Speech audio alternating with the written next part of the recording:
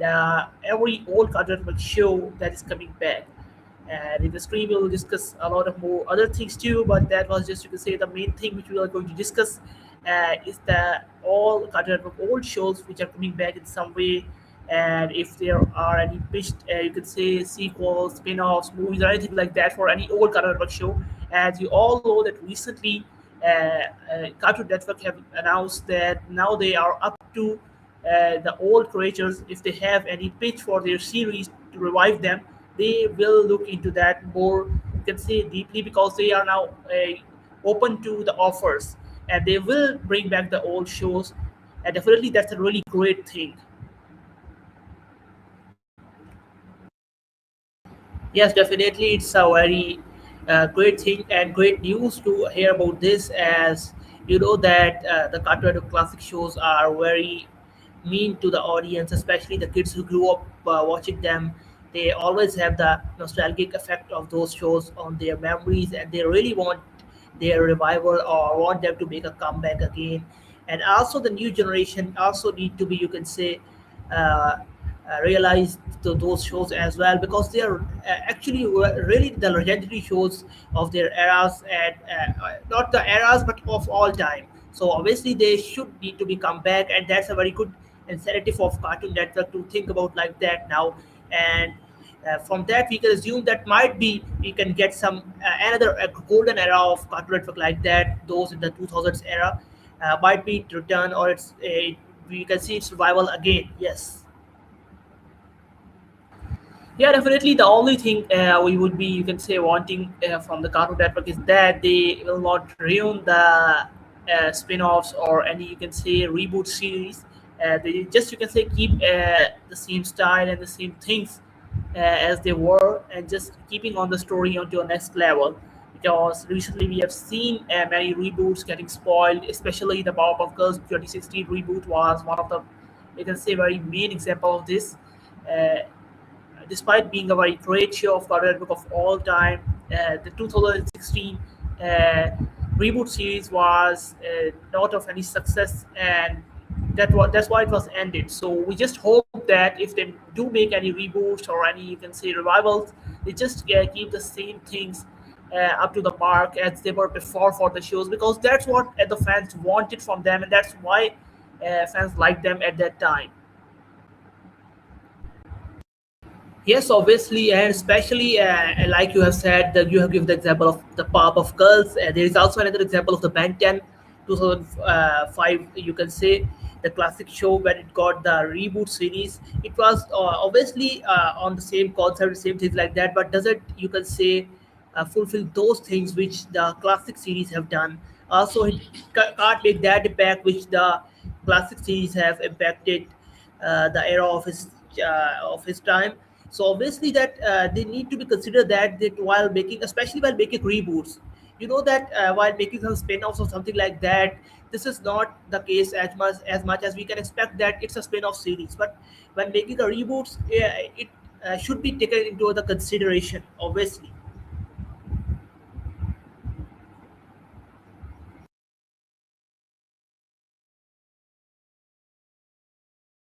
Yeah, really sorry. I think I have messed up with a few things, and we are doing it privately. I have made the stream public just now.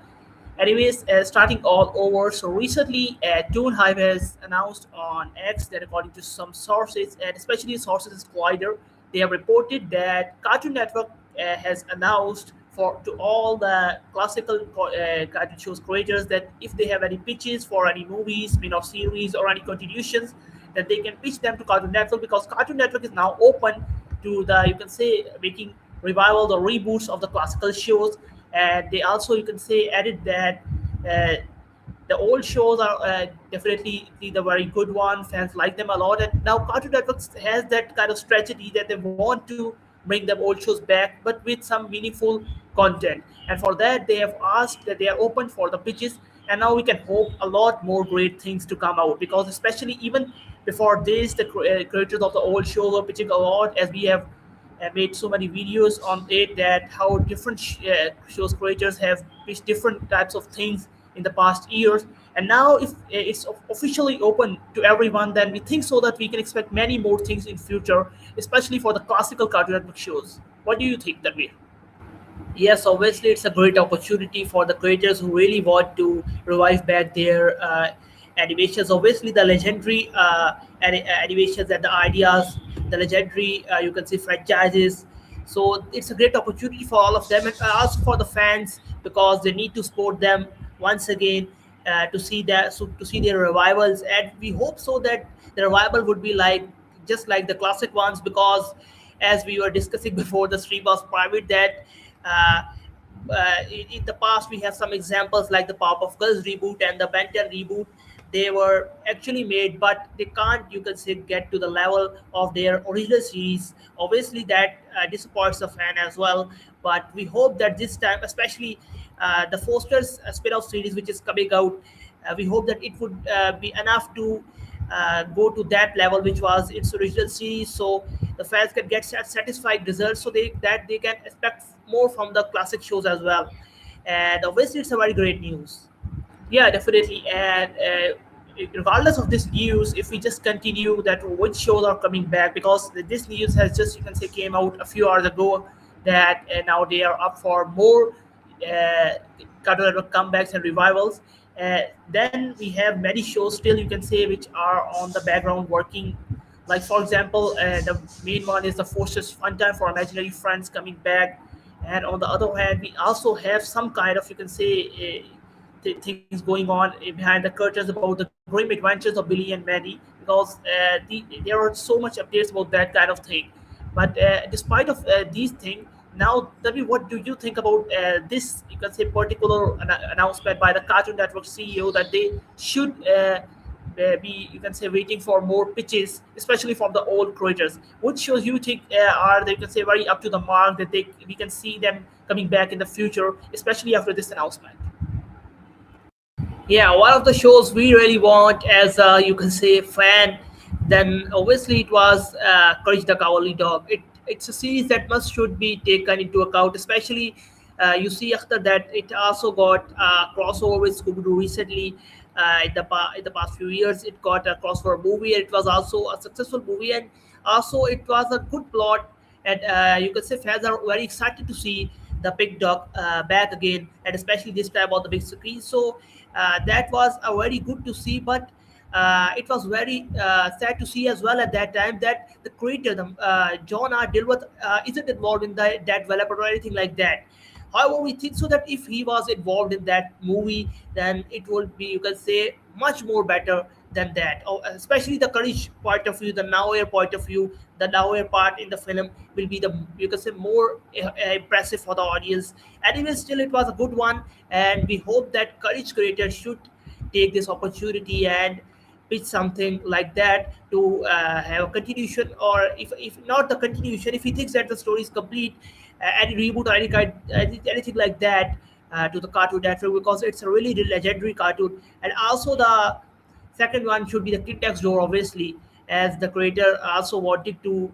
He's already, you can say, in talks with Cartoon Network, but we think so that Cartoon Network from their end should consider that series, because Kids Next Door has another level of entertainment for the kids of generations. So obviously these two, there are many more, but specifically these two would be very great ideas. What would you think? Yeah, definitely. Specifically talking about the Courage the Cowardly Dog, then I think so that the creator Jonah Dilworth has proposed or pitched, you can say, prequel series to Cartoon Network very multiple times. And it was titled as something like Before Courage, and the series will focus on the Courage past. That how, you can say, everything got into that kind of, as we all know that there was an episode, Remembrance of Courage Past, in which we got to see a few glimpses of but his childhood, when his mother and his father were, you can say, sent into space by an evil scientist. And the thing, and the idea is just to, you can say, explore more about the Curry backstory or his family, that how would he, you can say, be living with his parents. Also, he had lived very shortly with them, because he was very, you can say, in early childhood when his parents got sent into space, and then he was later abandoned on the streets, and then got adopted by Muriel. But still, he had that kind of idea which he had pitched multiple times to Cartoon Network, and it was, you can say, a series started as Before Courage on the prequel. Yeah. Yeah, Yeah, it's it's yes. yes. The prequel was a very good idea, especially to the show like Courage, because you know that we could guess it from the creators' remarks, as we know that Courage the Cowardly Dog was added because the creators think that they have reached the, you can say, arc, and the story is almost completed. So that's why they, you can say, done it very in a very reasonable ending. However, so a prequel could be a good idea, and also especially if the prequel is, you can say, based on the theme like they have in the Remembrance of Courage Past, then obviously as a fan, when we saw that episode in the childhood, for the first time, we really want to know that what happened to Courage's parents and what are the things going like that, and how was his childhood. Obviously, they show us some glimpses, but not much more about his childhood. Obviously, we really want to know about it as a Courage fan. So that would be a great idea, and Cartoon Network should consider it. We think so that now Cartoon Network will consider it, because if they are saying it from their own, then obviously they are looking for something. They are looking to bring back or revive some of their great series, obviously.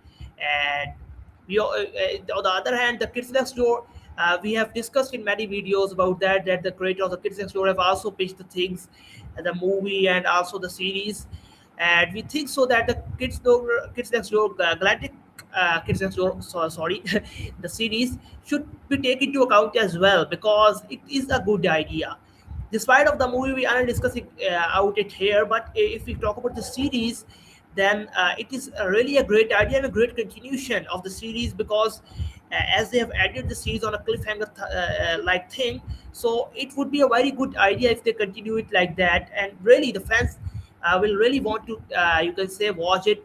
And if you take into account that now the kids who have watched the Kids Next Door have grown up, then obviously the Galactic Kid Next Door, they would also watch it, because in that they have they have also grown up now. The characters, as per the updates, they are now teenagers, so they should watch it, and they will watch it if they bring something like that. And Any you know, other show up to your mind, despite two of these, which you want to take, you want to make a comeback? Yeah, definitely. I have plenty of shows in my mind, but I would also like to ask the viewers if you have any, you can say, shows in your mind which we should discuss, especially any old Cartoon Network show which you want to come back. Because again, if you mention the thing that recently, today, a few hours ago, an update is revealed that Cartoon Network has officially announced that they are now they are now open to pitches from the old creators about their shows and their, you could say, any spin-off, revival, or movie they want to make. They are open for the pitches.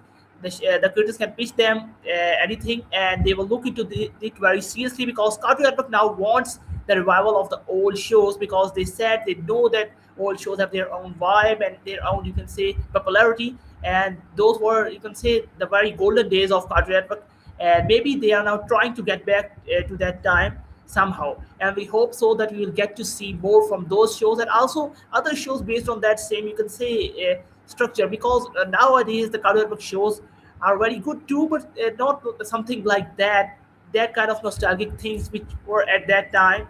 So that's why we think so that those shows were really great. And do you have any shows ideas in your mind, then you should comment it and we will discuss it too.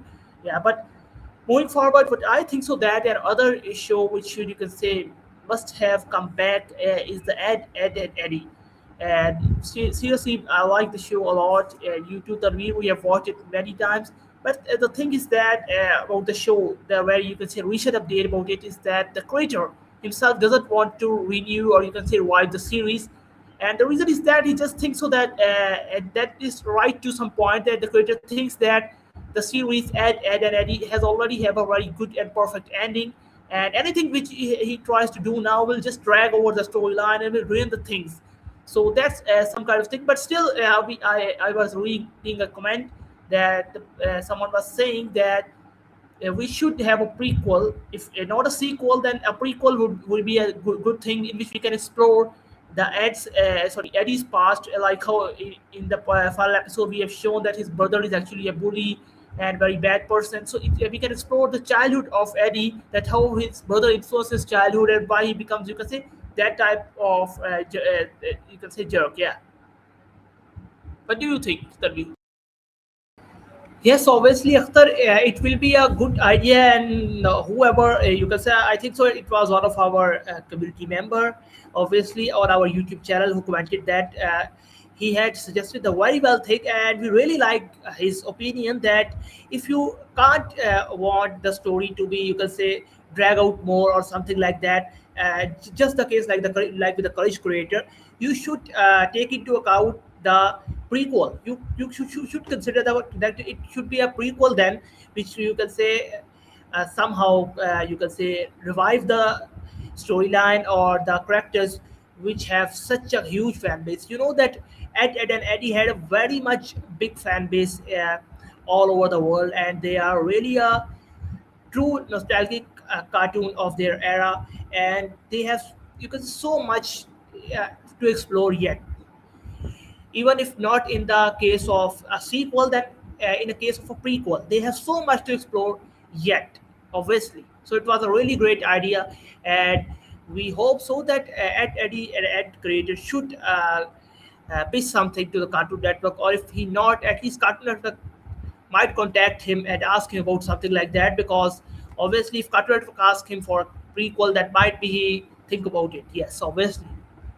Yeah. Yeah, another you can say difficulty here is that for unlike Courage the Cowardly Dog, whose you can say whole character rights are with Cartoon Network, so they just used it in the you can say Scooby Doo crossover movie straight out of nowhere. Without any consent or you can say anything from John R. Dilworth. That's not the case with Ed and Eddie, because here in this scenario, the creator has all the sole you can say rights of ownership of the characters. So Cartoon Network can bring back the show alone. Yeah, but you're right. They can somehow convince the creator if they want to bring the show back. But other than that, we should definitely discuss the Powerpuff Girls reboot series, and definitely recently we have also got announced a Powerpuff Girl movie is in work. So first of all, I want to say that Craig McCracken is doing a great work on bringing back his you can say part of shows of that era. He had been working on the Foster's Home for Imaginary Friends reboot, and now on the Powerpuff Girls and the Powerpuff Girls movies as well, and much more. So that's a really great thing. And about the Powerpuff Girls reboot series, although at the recent NC 2026 nothing had been announced, but yet still the series is back in the you can say production. We think so, and for now they have just you can say included the movie because they wanted to do something for the Powerpuff Girls franchise. And other thing which we have got an update, that the thing is actually that as we all know that first of all, Craig McCracken can pitched a movie for Foster's Home for Imaginary Friends alongside the spin-off series. So at that time, the movie was rejected, but the spin-off series Foster's Fun Time for Imaginary Friends was picked up by Cartoon Network because of the Cartoon Network box. And after that, he had adjusted the thing like that. So if he can make a series for the Foster's Home for Imaginary Friend, then for Powerpuff Girls, he can for now make a movie first and then move on to the series or something like that. So that is kind of like a trade-off between this. What did you think that way? First of all, if anyone else want the tea, then he can join us. uh, yeah, you are right, Akhtar. Obviously, Craig McCracken is doing a great job among the all other creators as compared to all other creators of that era, because he is constantly trying to bring his shows and revive them again. First of all, you can see that Foster's Home for Imaginary Friends, he is going to revive him in the spin-off series. Then obviously now the update which comes from the NNC recently a few days ago, we also make a video on that Powerpuff Girls movie is also in works. So yes, he is reviving his shows and his you can say identity. It's not you can say very big word if you say that these shows are the identities of these creators. Many of us might do not know about McCracken, but we know that Powerpuff Girl, the creator of Powerpuff Girl, the creator behind the legendary series like Foster and Home for Imaginary Friends. We know him like that. So he's pursuing his, uh, you can say, portfolio shows and reviving them again. So obviously he's doing a great job, and the other creators should also take some lesson from it and pitch their things to the Cartoon Network because their shows are their identities and they have so much to explore yet.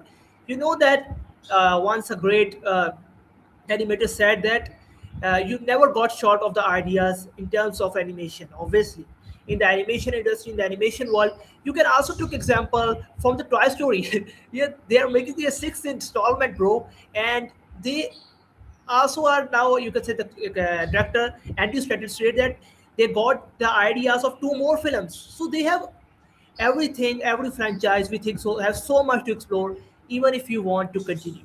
That's the thing.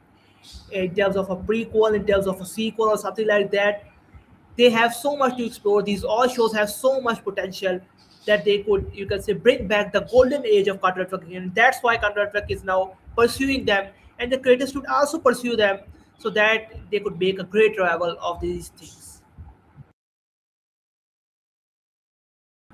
Yeah, definitely, you're right, Tanvir. And the thing is that about the Powerpuff Girls movie, or you can say about the series, then what is my expectation from the movie is that they will just, you can say, not take anything from the 2016 Powerpuff Girls reboot, because that was definitely very, you can say, what I can say, that it was totally opposite from the original series.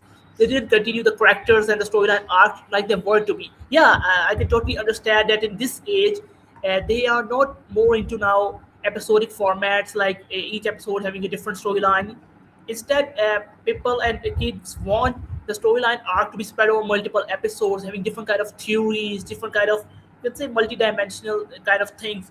Yeah, that's all good. You can keep that things, but yeah, you should must not disturb the storyline or the character's personality or other major things which were in the original show in any reboot or a spin-off or even a movie, because you must, you can say, follow that legacy. But yeah, with definitely advancements come with the time, but just make sure you follow the legacy of the cartoons. And about the movie, I think so that in the mind of Craig McCracken, something about Roadie the Boy is very much, you can say, appealing, because in the series he also mentioned that there will be a special focus on the Roadie of Boys, and definitely that also makes a sense because Mojo Jojo is definitely a classical villain, but they should have some other kind of villains too, and for them, Roadie of Boys are one of the very greatest, you can say, rivals, because they also have the same opposite personalities of each of the girls, and they have, you can say, that kind of persona that which can make things more interesting. Definitely, they have a relation to Moto Jojo as well, because Moto Jojo is their creator, and that's why they can also build a great storyline arc over the multiple episodes using these characters. And I think so that somehow in the movie we will also get a major role of Roadier of Boys. What do you think, Tanvi, about this? Obviously, the Roadie of Boys is one of those villains in the Powerpuff Girl that, after back in time when we watched the Powerpuff Girls classics in our childhood, when we got to introduce these new villains, these trio, we were really of thought like that we will see them very much frequently now in the show. We thought that because obviously they are the alternate persona of the Powerpuff Girls, and they have the same powers like that or something like that. So we obviously think that as a great rivalry of these two trios. However, the series, original series, haven't focused them that much because they have much other legendary villains, like there are various villains, various legendary villains in that series, and we also want to see them make a return in the movie as well. But obviously, Loaded of Boys is uh, great idea of the McCracken to introduce as a new villain for this new age of kids. Obviously, they will definitely like it. Obviously, and also they have some kind of connection with Mojo Jojo and other villains as well. So obviously, that will be a great idea. And one thing I want to add up here is that if the Powerpuff Girls movie perform well, then obviously there are chances, much more chances, that Powerpuff Girls reboot series, another reboot series will come back again, and this time that might be on obviously on the Roadie of Boys. That we expect that it will be better, at least better than the 2060 reboot, obviously. Yeah, definitely, and nothing more have been revealed about the movie yet, but what I think so is that and what we can expect, I think so, is that the movie will be in the very early phase of development. We can get it sometime at the, you can say, end of this year or maybe in the next year, because things take always some time. But as of now, as we all know, that Foster's Fun Time for Imaginary Friends is almost completed, as revealed at the NNC International Film Festival 2026. Recently, it was revealed that uh, the Foster's Fun Time for Imaginary Friends is almost done, and it's now, you can say, just they are waiting, they are holding the things, because the show hasn't landed on any US streaming platform. Maybe because it's a preschool based show, so that's why not any giant, you can say, streaming platform is much interested in taking it over that. But still, they are waiting, I think so, for any streaming service to get it on, to get it some US home, and then after that they will release it. Because I think so that everything is now up to the market ready. They are just waiting for this before they release the show. And once Fortune's Fanta for Imaginary Friends is, you can say, out there, then definitely we can expect the other projects like Powerpuff Girls reboot series, or the Powerpuff Girls movie especially, to be more on the fast track other than any other thing. And also about the, you can say, the Foster's Home for Imaginary Friends movie, which we discussed in our previous video recently. That in terms of that, as of now, there's, you can say, it is officially cancelled the pitch, but still, the future of Foster's Home for Imaginary Friends, and also for other Craig McCracken's shows like Pop of Girls, depends upon the Foster's Fun Time for Imaginary Friends success and how it performed on different platforms, because the series is coming out after a whole of, you can say, more than a decade. So the performance really matters a lot. If it did perform well, although it's a preschool audience show, but still, if it performs really well, then there will be much more door opens for other Foster's Home for Imaginary Friends projects, and also for Powerpuff Girl projects. Although the, you can say, the franchise is totally different in terms of popularity and scale from the Foster's Home for Imaginary Friends, but yet still the creator is same. Yeah. Yes, really sorry. I was distracted from the conversation. Obviously, my laptop's charging got low, so that's why I am putting the charger. Yes, obviously, after you are right that if the you can say Foster's Fun Time for Imaginary Friends perform well, then it has a very great impact not only for the McRaken's upcoming, you can say, plans he have for the Wire for his shows and things like that, but also on the other creators and other Cartoon Network classic shows as well. Obviously, like in one of our video, we said that obviously that the creator of the Kids Next Door said that if the Foster Fun Time for Imaginary Friends perform well, and the other classic things like obviously the Powerpuff Girl movie, then obviously it has an impact for his pitch for the Galactic Kids Next Door as well, and the movie as well. So obviously it will be have a great impact. So that's why the Cartoon Classic fans should also support the Fun Time series. Although it's for preschool audience, and now obviously we are not preschoolers anymore, obviously, but we should support it, and also encourage the, you can say, young generation to watch that, especially the preschool audience for which it meant to. So that's why we got some revivals of our great shows again.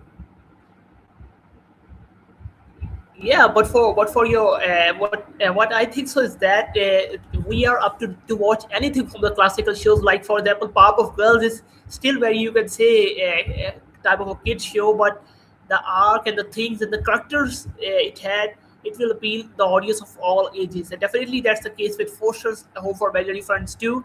Even though the series is for preschool audience, but I think so that for, you can say, for the old current viewers, it is just a kind of gold things of their childhood characters reviving again in at least some way. And yeah, that's a really great thing. Anyways, now let's move on to the very best show which we personally liked a lot, the Grim Adventures of Billy and Mandy.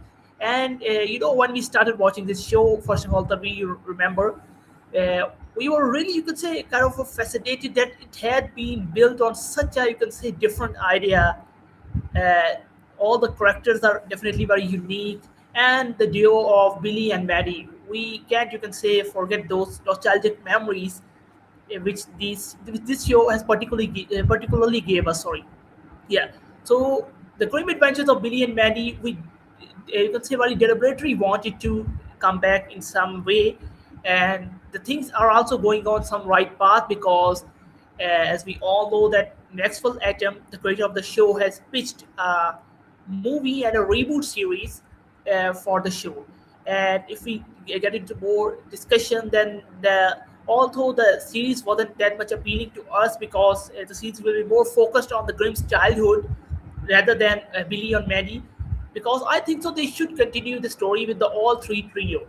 If they want to make a prequel or even a sequel, they should continue with the main three trio.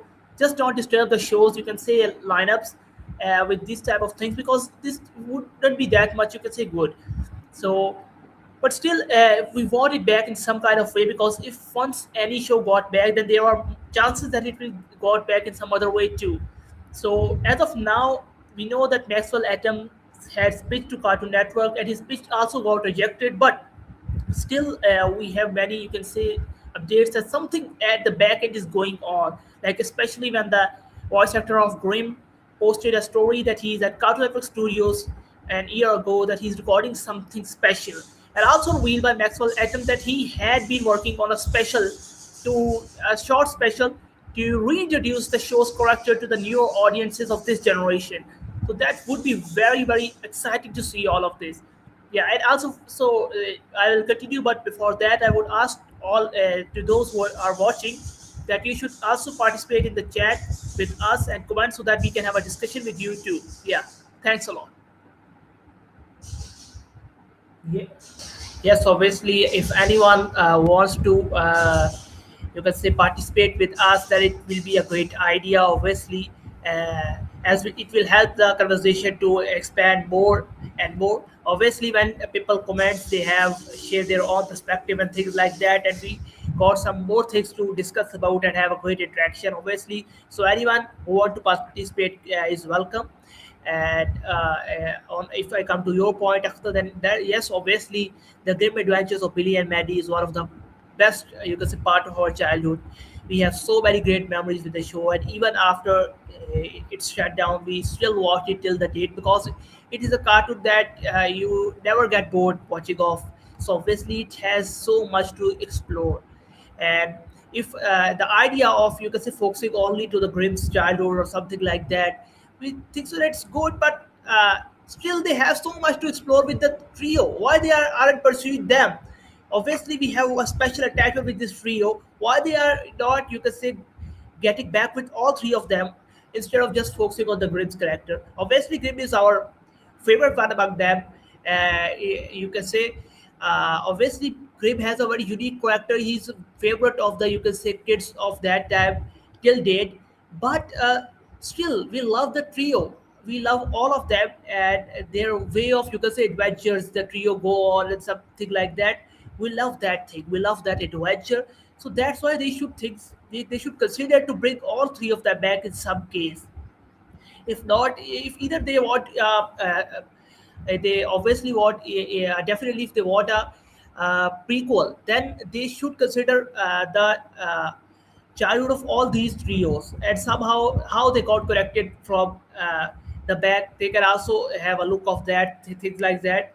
But they have to make, you can say, all three of them return in the series, not only the Grimm, obviously. And also the that update that the Grimm's voice actor is in the Cartoon Network studio a year ago, that still is a mystery, that why he, what he's recording and why he was there, obviously, because after that it's about an year and still nothing come out from the Cartoon Network, any, not any promo or something like that. So what he was actually recording, that's a really mystery. Might be they have plans to release something, they have recorded something like that, but they haven't revealed it. We can hope for the best, but obviously that it's all upon right now, if you ask me, then it's all upon on the Foster's spin-off series, and also recently we got the update of Powerpuff Girls movie. If they got some good responses, we can see that some other cultural classics will also got revival. Just like you imagine in 2016 when we got the two reboots of the classical shows, we got the Benton reboot and we got the Powerpuff Girls reboot. Also, both of those 2016 reboots were, you can say, not that much good, not that much enough for the audience who have watched the classic shows, obviously. But still, at that time, we got some hope we the fans of 2000s era, Cartoon Network 2000s and Golden Age era, we got a hope at that time in 2016, back in 2016, that might be we get the revival of our other shows as well. But the two reboot series performed that much uh, fair enough, just that all the players got in sideline obviously. But this time it's a huge opportunity again, and we definitely want the shows to have a great comeback again, because if these shows started getting revival, you can see, Akhtar, that we will get a great era of Cartoon Network once again. Yeah, definitely. And the thing here is actually also that for Maxwell Atoms, he had been working a lot on bringing these characters back, and ever since he has pitched these two things, he has been working on and off on them, and also sharing different updates with the fans that he's working on this.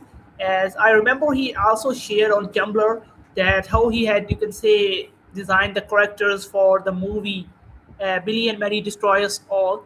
But that movie, you could say, if we discuss its plot, it's kind of very interesting. In that movie, we see that Billy, Mandy, and Grim all grown up now. Especially the story focuses on Mandy, who is now grown up, a 20-year-old, and she is not, you can say, successful in his dreams like he wanted to be a ruler, but he isn't ruling anything. He's just working as a simple diner in a restaurant, and everything is ruined for her, and she's very much depressed. But then the storyline, and also the storyline, it tells us that Billy and Mary are living some now far away from. Sorry, Billy and Grim are living away from Mandy because they had a huge fight, and now we see that every because the atmosphere building is very tense and very depressed all over. And here we see that a new villain has been introduced who had some kind of cosmic powers, and he used it to invade the world. And now this trio must have to, you can say, unite to save the day. And at the end, it was, in words of Maxwell Atom, it's just a, you can say, adventure, a cosmic adventure movie with the self-realization purpose. Like at the end, Mandy realizes that she is good as she is, and that's a really good point. But still, I think so that the original ending, which was in the Underfist Halloween Bash, was very much better than this in terms of, you can say, happy ending, because in that we see that Mandy is now the president of the United States, living in the Washington D.C. Billy is as he is always enjoying his life with his parents, and we see Grim is also there enjoying between these, and sometimes annoyed between these. Sometimes he lives in the Washington D.C. with Mandy, and sometimes he lives with Billy in his Answell home. So it was, I think so that that ending appealed me more as compared to this one. But I think so that still there's something on the back doors going on with with the going adventures of Billy and Maddie. And I think so. Hopefully, after this announcement that now Cartoon Network is up to for the older shows, they will release something very soon. Yes, obviously. Now we will get some, you can say, good updates hopefully in the upcoming days, obviously, because now they have officially, you can say, announced it that, hey, let's come on, have a look, and we can revive the golden series, those golden era again. Obviously, Cartoon Network can't revive it on their own. Like you said, you give the example of Ed and Eddie, that the shows of the the rights of the characters are obviously with the creator, not the case like with the Courage, as they have put it in a movie without the, you can say, any consent of the creator John R. Dilworth. Obviously, there are many other shows like that whose rights aren't with the Cartoon Network right now. So obviously, Cartoon can't revive all of them, or you can say major of them, with hits on. They need the support from the creators as well. And also, as you have asked about the two storylines, the difference between the two storylines, one is the already released movie, which is the, you can say, crunch storyline, and other is the movie which, yeah, the creator has pitched. Obviously, the two movies will have an entirely different ending of the storyline. One is obviously very good and seems to be appealing and happy for the audience, which is actually the content original ending. However, the other storyline, which is now pitched by the creator, it's, you can say, very you can say, alternative to the original one, as it shows them, it has a mix of, you can say, happiness and obviously emotional touch as well, like the ending of the Courage. But uh, we can't compare it with it because it has a very great lesson as well, and it also good in the term of context. The lesson they give us in the end of the Courage the Cowardly Dog, that you are perfect as you are, that a good lesson, and it's given in a very good way. And on the other hand, the movie which is pitched by the creator, it's also give the same, you can say, idea and concept and lesson to the audience, that you are perfect as you are. You don't need to, you can say, be something to be portrayed as a successful person, but still it will ruin the old ending, and that ending was already so much perfect, like and happy ending, that Mandy want to, you can say, rule the world, and she was then the president of the country of United States.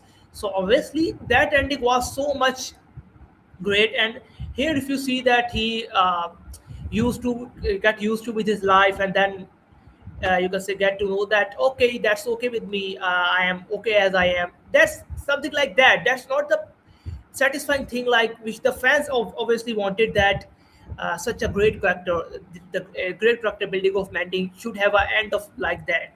So obviously there are so much difference. If they want to, you can say, give it a theme like that, they should think about reconstructing the storyline to something else, to something different, to change the context of the film, obviously. And so, if we discuss about the some other show that I was wondering about, the Chowder, why we are discussing the Chowder? Obviously, Chowder is one of our all favorites. Yeah, definitely. About Chowder, it's a kind of a very, you can say, good and funny show. We remember it. And in terms of when we are definitely discussing Foster's Fun Time for Imaginary Friends, then Chowder is one of that kind of thing in the classical era of Cartoon Network, and with much more adventures and things like that. And we hope so that Foster's Fun Time for Imaginary Friends will also follow that, or even good, better than that. But still, you know that Chowder is also a very, you can say, good show, and it's, we would be happy to see it back. And as we all know that the creator had, you can say, tried to pitch a prequels, sorry, a reboot, sorry, a spin-off series. I'm sorry, a spin-off series, Chowder First Course, and the series storyline seriously sounds really amazing because it's never contrasting with the original show, but also keeping the personalities and all the original characters in it. And you can say in some kind of different universe where Mogdal is, you can say, an instructor in a culinary school, where all these, you can say, our favorite characters like Choro and Panini are going as students. So it would be very fun to see all of this, and especially not only in the kitchen but outside the kitchen world, there are a lot of adventures. So that would be really good to see it, and we hope so that the pitch for now is got rejected, but in future we'll get to see it. And again, the thing is same, that if the current spin-off, sorry, for Foster's Home for Imaginary Friend works well, that will open a door, a portal for all these other shows as well. Because as we also discussed in one of our videos, that the Cartoon Network have told that if the Powerpuff Girls and the Foster's, you can say, reboots and spin-offs and even more now movies worked well, then other they will might consider other shows. And as if today's update, that Cartoon Network has now been open to pitches from the classical shows, it shows that at the back end they know that this is going to be good, and that's why now they are open to it. And now we can expect many more updates in the coming days.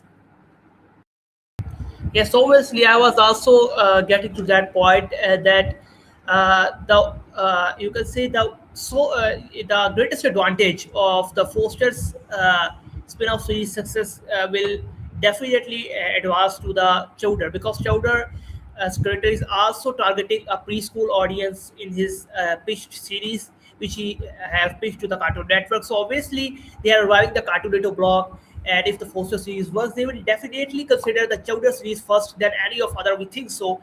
It's our perspective that we can expect a Chowder series coming very soon if the Foster's Fun Time for Imaginary Friends got a huge success. So that's a great thing, obviously.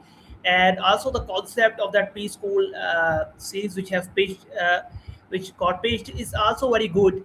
Like you can say the adventures, those all classical adventures in a new way. That's a really great idea, obviously.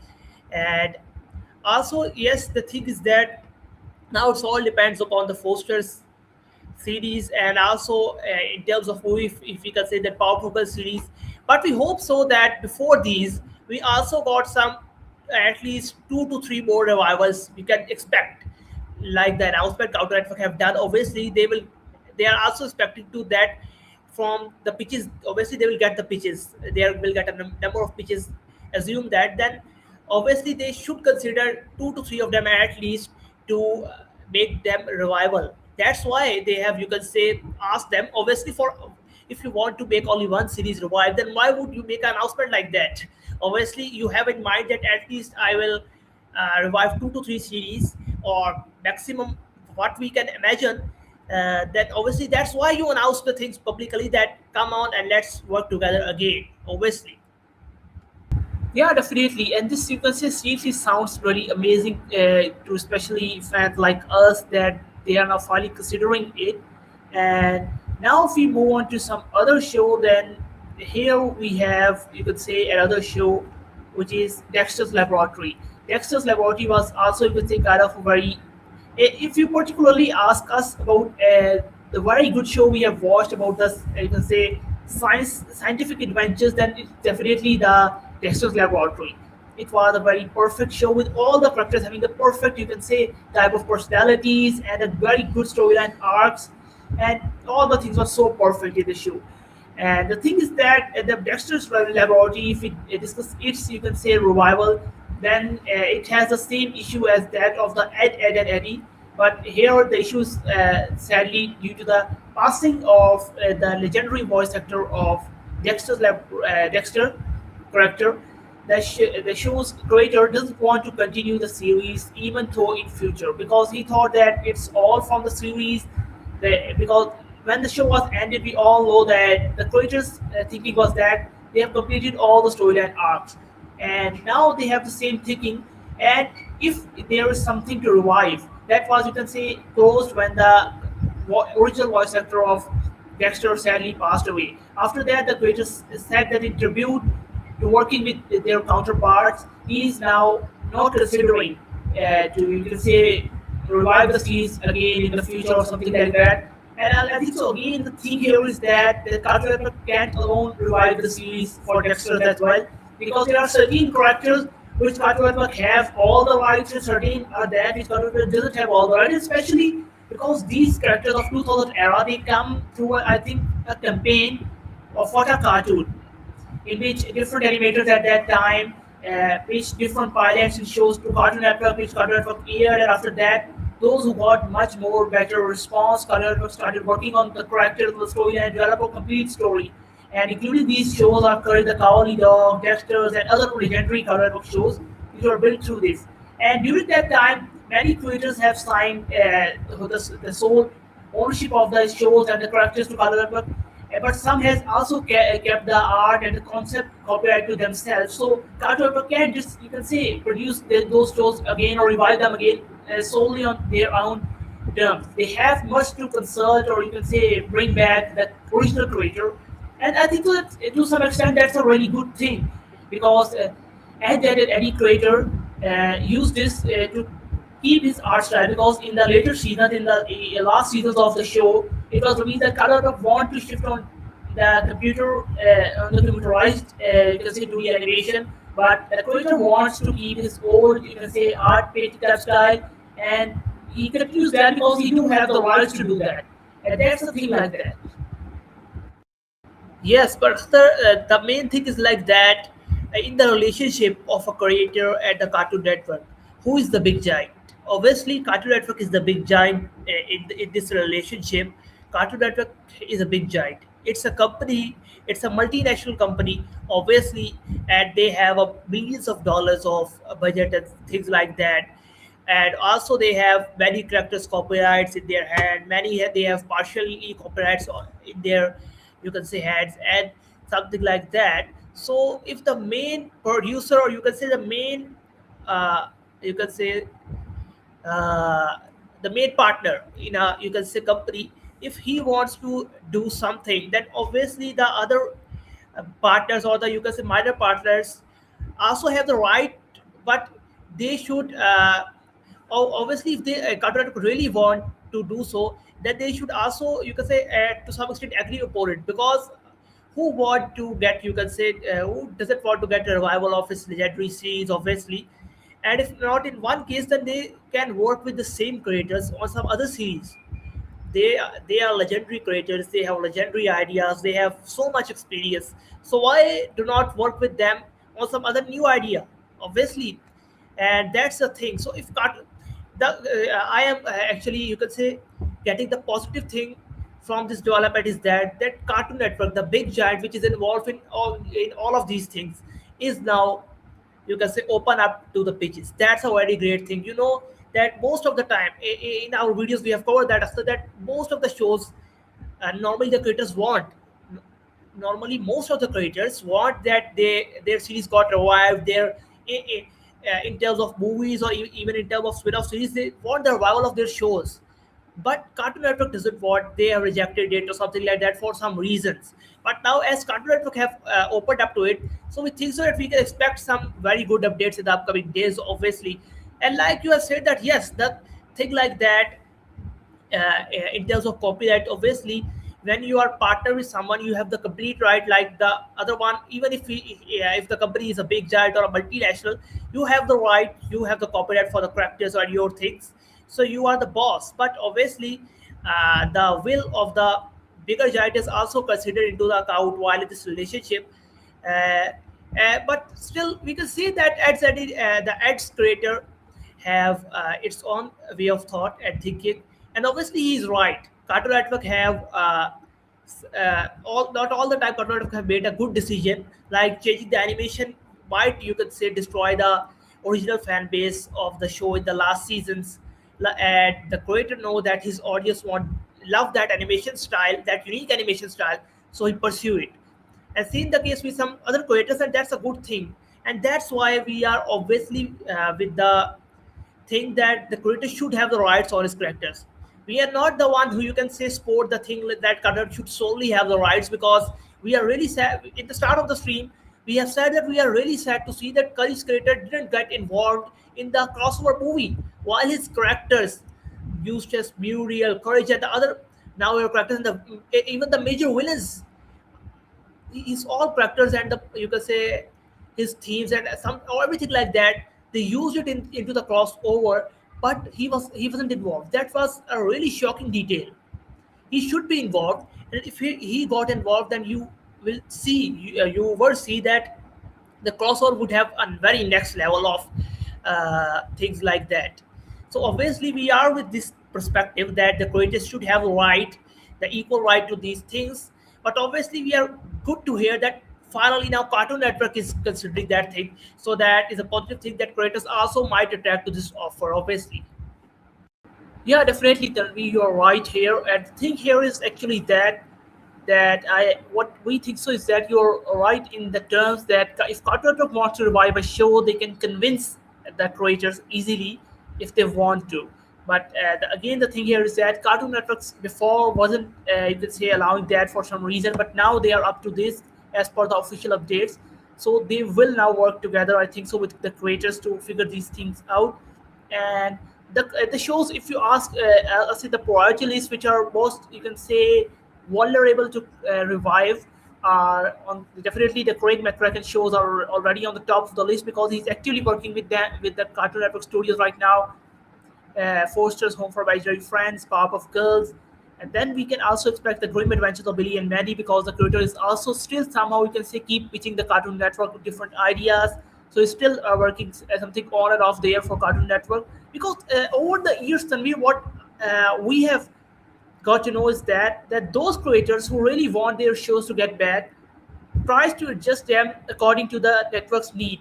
Like for example, Craig McCracken had pitched the movie, and he actually wants the movie more than this preschool series, but that got rejected, stating that Cartoon Network doesn't, you can say, want this. They are now more focused on Cartoon Network block. And when he knew that, he pitched a spin-off series. And at start, it was said that this spin-off series wasn't about any preschool thing. It was, yeah, it was a spin-off series, but with a different angle, not a preschool series totally. But when Craig McCracken got to know that Cartoon Network is more focused on the preschool series right now, he adjusted the things. He made up the things to make his show fit in that kind of time frame. Yeah, I think so that this thing is somehow to some extent good and to some extent really bad too. But yeah, those creators, long story short, those creators who want their shows to come back, like Karen McCracken, they just think according to Cartoon Network needs so that they can get their shows back on the list. And once they are back, definitely there is a huge fan base of these shows. Once they are back on the screen, they support it a lot. And when they got the sport, then definitely you have all the thing that also Cartoon Network wants to make more of these content. Why wouldn't they do that? Like for example, you have given the example of Toy Story franchise. They have ended the franchise on Toy Story 3, but after that they keep making for Toy Story 4, 5, and now even 6 is being rumored. And the reason is definitely that the 3 was a very great success, one of the best animation movie of all time. And after that they made the fourth, which was also a success. That fifth one is also going, like you can say, just taking over offices everywhere in the world. And now they are up to the sixth. So yeah, why don't you can say a network or a giant, if they have getting these, you can say that much of profits and audience from the show, why wouldn't they keep doing that? They will keep expanding that definitely. Yes, obviously, Akhtar, you are right. And the thing like that is that Craig McCracken has that ability to, you can say, negotiate the things like what you want, what I want. Let's do agree to some point that we both agreed upon. And that's the thing where the professional things work on. That's not a professional behavior, we think. So rather than from the Cartoon Network or from the creator, that all the demands of my will of you sorry of me will be concerned at the top priority, and then the other partner have its own things like that. That's not the way of, you can say, that's not a professionalism. The main thing in the professionalism is that you agreed upon with the things, you go towards the negotiations and look out the things that where you can negotiate, and where the other the big judge can negotiate, then you can got a point where you both are agreed and that the work can go smoothly. And that's your perspective, that if you want to work with the big giant desperately, or you really didn't want it anymore, or you have attitude like that. So obviously, yes, obviously the Craig McCracken have a 2016 reboot series that has not that much good response, obviously, due to its, you can say, so much distance between the classical and the reboot series story and arcs like that. But still, he has produced some good shows in the classics and also still try to do something. You know that in the process of producing shows, not your every show gets that success. Obviously, like you have given the example of Wata cartoon, in that era, very great ideas came up, but only the few one which fascinates the audience at that time got picked, and then they got the huge fan base and series like that. That doesn't mean that the other ideas are not that much good enough. They just didn't appeal the audience at that movement or that time. Might be some shows are like that that got, you can say, a series after that, after that era, and that was from the Wata cartoon. But that's just a moment of time. So the process of producing some good series or movies, or a good building a good franchise, it takes the things. You have some failures, some, obviously, if we took the example of the Man of Action, they have produced the legendary series, classical Ben 10, Ultimate Alien, Omniverse, and many more like that. And in that portfolio, they also have the 2060 reboot, which is not that good enough. So obviously, it's a way, it's the natural thing that when you create the series, you got something like that. Obviously, might it's something like that. They have agreed upon some Cartoon Network perspective, so that's why they ruin the reboots or something like that. But obviously, Cartoon Network also didn't want to ruin everything. Naturally, they do want the series to be success, because obviously they also got the profit from it. Still, if you ask that who is much related to the audience in terms of the two partners, then it's obviously the creators. The creators knows the best that what their audience was instead of the Cartoon Network. It's our so far experience. So no offense, but still, Cartoon Network also have that, you can say, a thought or something like that experience, but the creators have the direct relation with the audience and the fans, so they know that what they want and what they like in the show. Because Cartoon Network is a big giant, you can say, managing all the shows from the upper hand. He didn't know and he obviously they are managing the shows, multiple shows at one time. So the creator, the one creator who is working on one or two shows, and is one of one or two shows are working on the TV, and they are getting success, he better know that what that two show audience wants from the shows and for something like that. So Cartoon Network must, you can say, pay importance to the creators thought and something like that, obviously. Yeah, definitely, Tanvi, you're right. The thing here I want to mention is that, first of all, for those who are watching us, if you want to join us, you can join us in the comment section, and you can comment your topics and your shows, and we can have a discussion with you too. So please comment, feel free to comment and join us in the stream. Yeah. So if I continue my discussion, then I wanted to highlight the thing here, which is that the 2016 Powerpuff Girl reboot, which was, you can say, got flopped. Craig McCracken wasn't directly involved in that, because I think so he was working on some other project at that time, and Cartoon Network tries to make that project a success without the original creator, and that's why there were many things which were not aligned with the original series. And again, here the same things we have encountered, like we are saying that in the other cases where this Cartoon Network doesn't have the sole ownership of the characters, they can't make the reboot them or revive them themselves without the consent of the creators. But here, in terms of Craig McCracken, they have tried to do that without him, but it wasn't a success. And now this is yeah, after a decade that something is going to air on Cartoon Network with Craig McCracken being very much involved in it, like Foster's Fun Time for Imaginary Friends, and we think so it will be a very good series as compared to the past one, 2016 Power Girl reboot, because that was without the creator, and this is with the original creator. So that thing really matters a lot.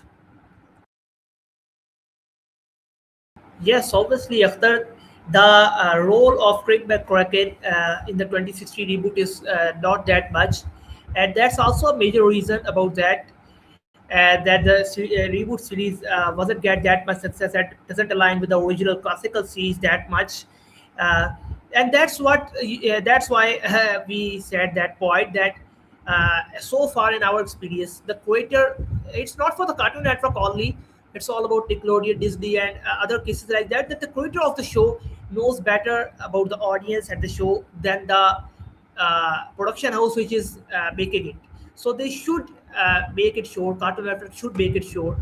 And I'm wondering that why did it learn from 2016 uh, incident that they try to do a Courage crossover movie with Scooby Doo without the creator again. We really want the John R. Dillon to be involved in that movie, and you would see that if he got involved, the movie was on a very next level, on a very huge number of success.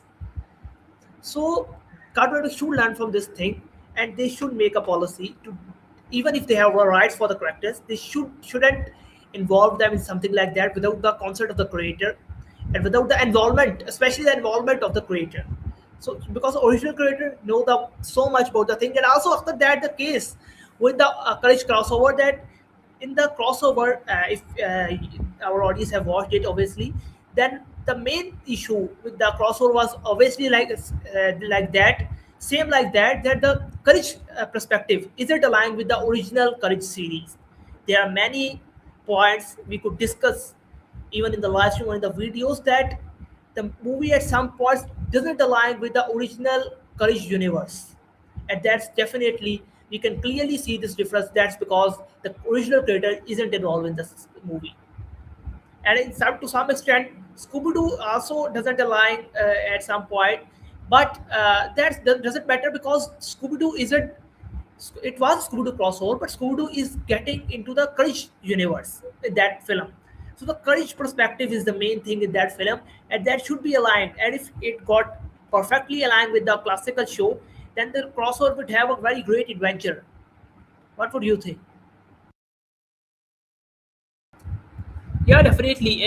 That crossover movie got saved because I think so that Hanna Barbera Studios were involved in that, because definitely Scooby Doo is also another great show, and the thing which saved the movie was definitely Scooby Doo's, you can say, production team, that they did it really well, because to the part of Courage, it was just, you can say, it doesn't feel like the original Courage, because Scooby Doo characters and Scooby Doo things were all perfect because they had their original team working on it. But for Courage the Cowardly Dog, it was totally, you can say, kind of a different vibe, not anything original.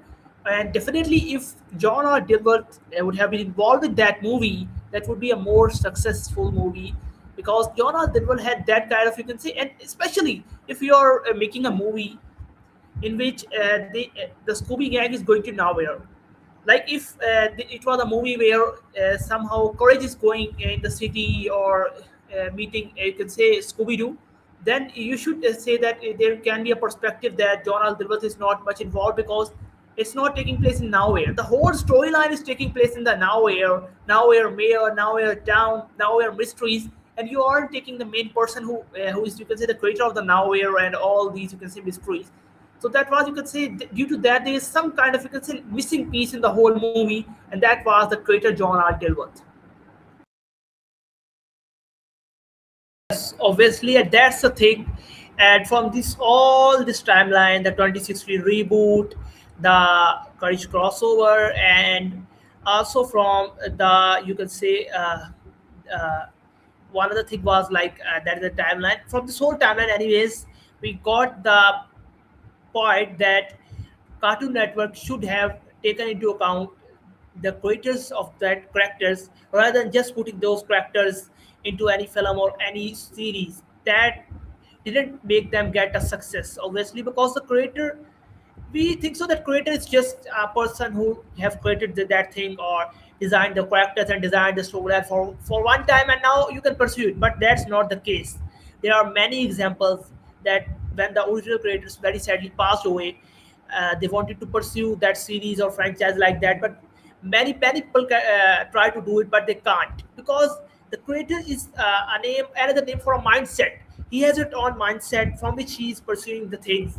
And when he pursuing the thing, he also got the interaction with the audience about his specific shows. So he got to know that what the audience wanted and what the show aligns with. So he aligned the things perfectly, and that's when the series got a huge success. So the creator is the main person behind the success of any show. We got the example from the SpongeBob that after sadly the passing of the creator of SpongeBob, it was a really difficult task for the team to how to continue that mindset, because obviously how one could replace a legendary mindset of that. Yeah, we'll just write back.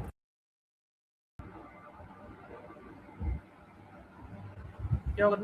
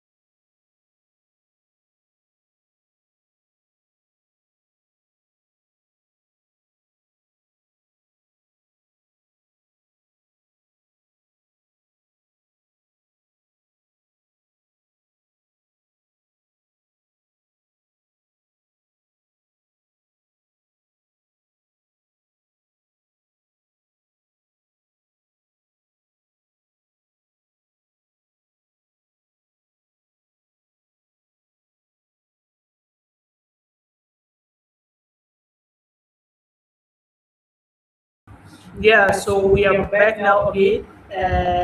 Yeah, so we were discussing about the Cartoon Network shows that will come back. And for those who have just joined us, the context is that recently Cartoon Network has officially now announced, this is reported by Collider, that Cartoon Network has officially now announced that they are open to any pitches from the old Cartoon Network creators who have worked with Cartoon Network before, especially in the older era, the classical shows creators, that they can pitch them the revival shows, reboot series, spin-off series, or movies or anything like that. And Cartoon Network is now open for the old shows revival. So this is a very great and huge update for all of the Cartoon Network fans, especially for us and for you. And so we were just discussing in that context that which shows can come back. Yeah. So you can also let us know about your yeah, you can also let us know about your opinion in the comments section that which show do you want to make a comeback. But we were discussing the Scooby Doo and the Courage the Cowardly Dog crossover in this regard. Yeah, so where are you at, Tanvi? Yes, we were discussing the Scooby Doo and Courage crossover in this regard. That actually we are discussing the timeline of the things that every time the Cartoon Network tried to pursue the things in its own way without the involvement of the specific creator, like they do in 2016 Powerful reboot. They make the reboot series without the, you can say, uh, yeah, you can say direct involvement of the creator Craig McCracken. And then in the spin-off series, then in the crossover movie of Courage the Cowardly Dog, they didn't involve the creator of the show of Courage from the Courage side, the John R. Dilworth. Every time the Cartoon Network tries to do something like that for the characters, obviously which Cartoon Network have rights for, because there are some characters whose rights Cartoon Network aren't have completely, they shared it with the creators. But the other shows which have solely the rights with the Cartoon Network, every time the Cartoon Network tried to do revive them from their own way, they got ruined. Obviously, they got destroyed. The things in that way, because we are saying that because obviously the creator of the show is the one who knows the much better about the show's chemistry, shows alignment with the audience and what the audience want, and they have, because of direct interaction with the audience, they know about that specific shows which they are running. So they know much better than the Cartoon Network, who's doing the multiple shows at a multiple time. Obviously, that's why the original creators of the original shows, they should be taken into account and should be involved and consent, even if the characters from that show are taking place in some kind of thing like that. Yes. Yeah.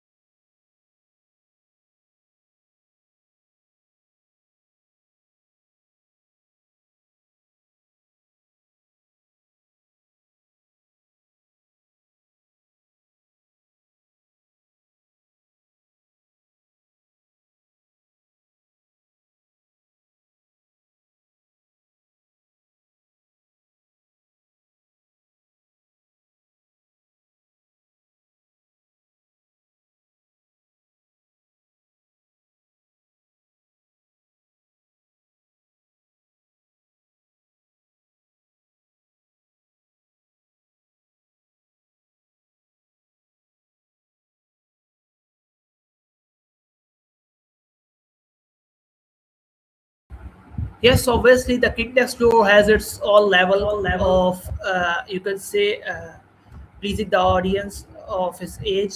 And obviously, at the start of the stream, we are discussing the same thing. That the one of the, yeah, perfect things which could happen if the Cartoon Network makes survival like that. That was that the Galactic Kids Next Door got a greenlit. Yes, because that show, from all the shows that have got pitched to the Cartoon Network, we have made separate video on each of it. But from those, if you ask us that which show we really want to come and has a really appealing storyline, then it's Galactic Index Door, because it's a perfect continuation of the series from where it left off. You know that it left off on a cliffhanger. We, the audience who watched it at that time as a kid, we really wanted to get back, and with our characters now, you can say, turned up to be teenagers, and they have galactic adventures like that. Obviously, we really want it, and that that concept will get so much support if they really bring it back somehow. And we definitely hope that Cartoon Network should consider it now, because as per the latest update, they are now asking the original creators of the golden era that if they have something to pitch. So obviously, we all know that Kids Next Door Creator is already, you can say, have discussions with the HBO Max. Even the HBO Max is discussing the things that if somehow he could make the Galactic Kids Next Door possible. So definitely, we think so. As a fan, we should request the Cartoon Network to think upon that revival of that great show, because Kids Next Door is some kind of that show that it can take their, uh, you can say, midnight slot as well, and their the evening slot as well. We think so, because the two timings on which it was very appealing to the audience of the, obviously, the after school and the college audience mostly watch that show, and that's the perfect two timings for this. Cartoon Network should consider this show like they have reviving the Cartoon Network block. They should also consider this as a, as for the younger audience, obviously. Yes.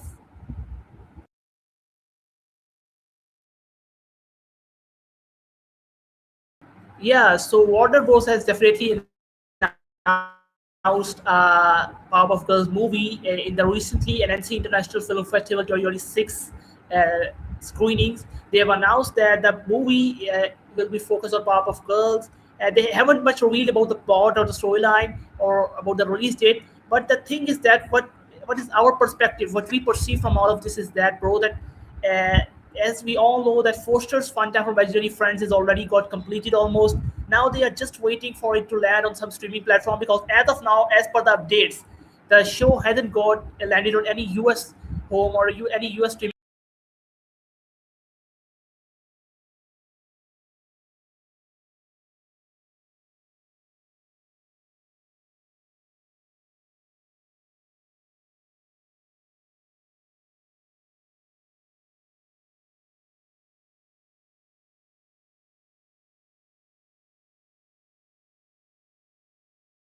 It's 2000 era cartoon, but it's really have a huge fan base, and is one of the, you can say, greatest Cartoon Network cartoons of the modern age. Sorry, Cartoon Network shows of the modern age. And obviously, uh, the movie which is announced for the great show is said to be in works. And the, you can say, Adventure Time series, like they're expecting the Adventure Time. Recently, they have also announced a series, another spin-off series of the Adventure Time. So yes, the Adventure Time movie is a much awaited concept from the fans, and we really, you guys, wanted to make it happen, because that's the thing that we want from very start. That that movie got something. The two movies we really want to come out honestly is one of the Gumball movie, which we are waiting for a very long time after, and the second one is that this Adventure Time movie, for which we are looking forward for a long time, and we really hope that now we got some positive updates from it, and it will happen soon. Yeah, definitely. And about the Adventure Time spin-offs, that Adventure Time is performing really well in terms of spin-off, and especially if you have watched Fiona and Kate, they have just nailed everything in that universe. It is so much amazing to see all of this, and we hope that the other spin-off, which is, you can say, Bubblegum and Mercenary, would also be very good and perform well. Ben 10 creator said, not if, but when a Ben 10 live action movie will come to the theaters based on the new Dynamite comic book. Yeah, about the Ben 10 live action movie, there's recently a lot more debate over this. And initially it was pitched, but Cartoon Network rejected it, because they were more focused now these days, not more focused on the live action things, but still, to some extent, they have been working on this as per the updates, and I think so they do so because we remember the 2000s era of Cartoon Network of sorry Ben 10 live action movies. They were really amazing and fascinating. One of the, you can say, very first live action movies which we personally had watched were the Ben 10 live action movies, and they were literally really amazing. All of these destroy all areas and things like that. It was so much, you can say, amazing to see all of this. And yeah, the Ben 10 live action movie is there on the board. Although it was, first of all, the pitch was rejected, but as of now, as per the updates, the discussion and the things are still going on because definitely it's been a long time since the fans are waiting for Ben 10 6 series, and it hasn't come out. Although the comic books are getting or come out, but not the series or in terms of a movie. They are waiting for it, and as of now, we think so that movie will come out soon. Yeah, Samurai Jack movie was pitched back in 2009, but it was scrapped. Yeah, Samurai Jack movie was pitched at that time, and I think so that it was the same movie which was pitched to serve as the grand finale of the series or something like that, and it was scrapped off by Cartoon Network. Yeah, it was, you can say, really sad about that. It was a really sad thing. Sorry, but the thing is that recently, as we have seen, that creator have relived the series on the Adult Swim and has given it a great finale. After that, we think so that now the creator is trying to move on towards a movie because there could be a movie in the universe. It is very fascinating storyline and a very big universe, so they can implement more things in terms of a movie. And although that pitch was rejected, but still there is something more to explore. And as we have told you, bro, that recently, almost a few hours ago, it was reported by Collider that now Cartoon Network has announced officially that they are open to any pitches from the old Cartoon Network creators, old show creators who have worked with Cartoon Network before, for their shows revival or things like that, because Cartoon Network is now more focusing on the old shows. So we can expect anything right now, and in the coming days there will be very much updates, we think so, about the old Cartoon Network shows coming back. Yeah, what did you think, Tabi? Warner Bros. Still don't know if the amazing world of Gumball is still on the horizon due to change of plan. Yes, obviously, the Warner Bros. Is not sure about the Gumball movie. The Gumball movie is, like, you can say, at this point of time, it is 50-50.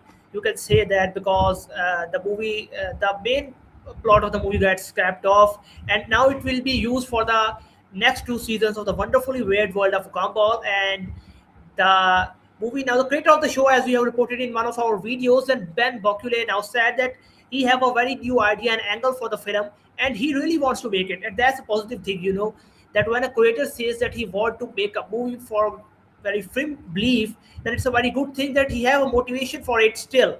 Although he got the series, he got his series revival, obviously, in the wonderfully weird world of Couple. He got the revival of his franchise, but still he is willing to make the movie, and that's a very positive thing that he actually want to make it.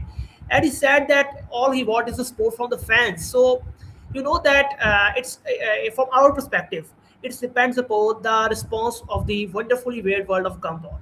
Obviously, the first two seasons have got so much good response. Now the next two seasons, which are coming really soon, it's depend upon them as well, that how it performed.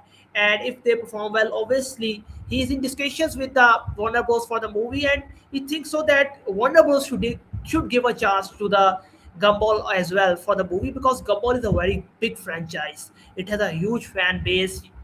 You can't, you can say, imagine that how much people love Gumball as a modern age cartoon. The show has succeeded so much. He has so much big fan base, and they should consider a movie, because the movie concept of the live action perspective, from it will have a live action figure as well. It will really fascinate us, and even if it got on a big series, then it should consider them still. Yes. Yeah, and if we discuss, the Joe, Cassie, and Man of Action said that they would love to see a Ben 10,000 special. Yeah, we would also love to see one, and we hope that Cartoon Network would now, you can say, consider something for Ben 10, because it's a long time since we have been waiting for Ben 10 6 series. Although in terms of comic book we are getting things, but still we want something for, you can say, for watching too. We want more of Ben 10 content. We want more Ben 10 series, more movies, and more specials. And the Ben 10 also special will be really amazing, reviving those nostalgic memories back in the time when Cartoon Network, when the series like Cartoon Network 2005, then Ben 10 Alien Force, and it was all, you can say, it will revive all those nostalgic memory back in the time. Yeah, so it would be really amazing to see all of this. And yeah, while discussing about Gumball movie, we would like to mention that to our, you can say, expectations, we think so that they will make it. For now they are more busy in the Gumball season 3 and season 4 of Wonderful Variable of Gumball, but they would make it because Gumball has been performing really well in the recent years. And if they are, you can say, making that type of progress in Adventure Time, they would also do that for Gumball, because Gumball is had the same, or you can say even some more popularity than Adventure Time. So yeah, it was recently announced that Generator X comics will coming after the huge success of the Benton Dynamite comic. Yeah, you're right. It has been announced, and we would also love to see a Generator X series once again, because they have just, you can say, put everything aside. Yeah, and while discussing all of this, do you know that Cartoon Network had, you can say, had planned a massive multiverse movie for its action universe back in, you can say, 2000s era, a full movie with all the crossovers of Generator X, Ben 10, the Saturday specials, and all these, you can say, Cartoon Network action universe combined to compete with, you can say, MCU.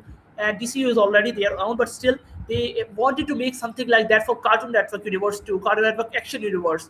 But the pitch got rejected because uh, the Cartoon Network thought that it would be, you can say, too much, you can say, costly to bring all these characters together. And they weren't sure at that time that if they want to do that or not, because definitely they had DC going on their end, so they doesn't want to collide with that. They just keep Cartoon Network a separate kind of thing, so it was rejected.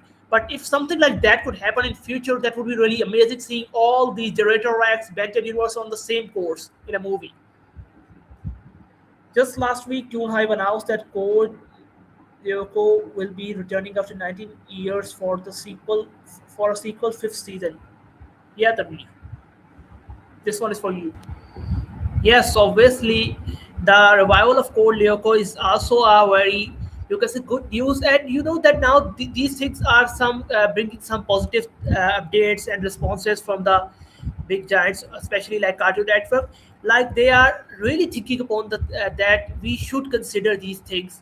We should bring back our audience to that golden era of 2000s where we are the top of the table and something like that. They and you can see the credit also goes to the Disney. Like they have realized in terms of the film industry, they realize that their sequels are getting much attention than their new ideas. So obviously that's a very good and amazing things for to become on like that Code Lyoko, and then the Batman comic, and now the you know that when in terms of comics, if the comics are getting popular, there are also chances for the series and movies as well. And between that discussion, I just remembered about Thundercats. What about that? After like NNC, we got some, you can say, hearings from the NNC. We got some updates that about Thundercat movie. What are the updates about it? Yeah, Yeah, so so it was announced on the NC International Film Festival 2026 that there will be a Thundercats movie, and we don't know much details as of now. But the original creator is returning for this movie, and they are making it with Cartoon Network Studios. And the movie will, you could say, the plot is not much revealed yet, but still, it will revolve around the original series, and it would be love to see that too, because Thundercats were also a very, you could say, kind of a old show, but really good to see even at that time. So we would hope that the movie would be very good too, and especially in the idea with the, you can say, remakes and the revivals fascinates us a lot. But just at one cost, that they doesn't ruin the original series vibe. They keep up that kind of things that the original show had put up a base, and they should just you can say make newer things, but on that basis, not, you can say, just ruin the whole show or the whole storyline like that. I saw that a pitch Ben 10 universe for Cartoon Network was scrapped, having Generator X, City Headers, Symbolic Title all in the same universe. Yeah, you're right, bro. That was the same what we are telling you. Our grand, you can say, you can say a grand union of all the Cartoon Network action series in a single movie, and it was, you can say, pitched and got rejected, and to some extent it was also worked on, and then later Cartoon Network used that work to scrap off its taxes because they doesn't want to do that. That is something like that. Imagine something like that. You're watching a movie with all the action-packed Cartoon Network series like Ben 10, Generator Rex, Secret Saturdays, and Symbolic Titan all in the single universe on a movie or a crossover movie or a special Cartoon Network action universe movie where they are fighting against a single villain, a multiverse. You can say that would be really amazing to see all of this. I can't express my feelings. Yeah, and but sadly they have rejected that and use it as a text scrap off at that time, as they have used many other shows too. And yeah, it was, you can say, really sad to see all of this, but still we hope that in future they can do something like that. Yeah, I can totally understand that their concern that they have their you can say sister company DC, which is working on that kind of thing. They don't want to, you can say, intercept with them, but still Cartoon Network has a separate identity, so they can do this. I'm so glad regular show came back from the lost tapes, because yeah, regular show, the lost tapes, how we can forget it. Tanvir. Yes, the Yeah. regular show, The Lost Tapes revival is, you can say, one of the best things of the year so far from the Cartoon Network, especially. And you know that we have watched the episodes of the regular show, and the way they have continued the storyline, it was really good. And we think so that other creators should also learn from it, like how they revive the character of Pops in the series. They still make it live in the series, even though he's now died in the series. Still, they somehow managed to make him enter in the series, to be stay in the series. That was a really great thing to know. And also the series episodes are keeping the same vibe like that before. That was a really great thing to see. The two main things which we are really glad to see in the past few years is the Gumball, the wonderfully weird world of Gumball seasons that are also really great, and the second is the regular show. These two shows revival really makes us so much happy, and they are also keeping the same vibe like their old series, and that's a very good thing. Yeah, and also about if we get more deep dive into the regular show lost tapes, then we would love to see that they just you can say expand it more. Like for example, in the first episode, we have seen that they have bring back the pops in a very perfect way, and we but we still want them to expand in terms of more in terms of because the universe has a lot more potential to expand, not only in the lost tapes but in some other way too. They can bring back some say prequels or any sequels. And also to your interest, we want to tell you about a regular show movie that first of all, the when the regular show lost Tapes was pitched by J.J. Quintel. He also pitched a regular show movie, a movie with all the characters reuniting after the events of the, you can say, uh, the regular epic battle, and they will go on an adventure once again with Pops being in the heaven now.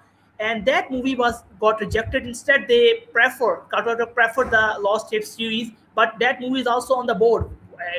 Well, God knows in future we can get that movie too. How do you feel about the new Scooby-Doo anime coming to Tubi? Well, seriously, we would love to see the anime, but still, if you ask our opinion, then we would love to see Scooby-Doo in the original way much more. Because if instead of this, if they have made something like Scooby-Doo in Japan, that would be more fascinating rather than this anime type of concept. But still, the thing seems to be good, and we hope that it would be good.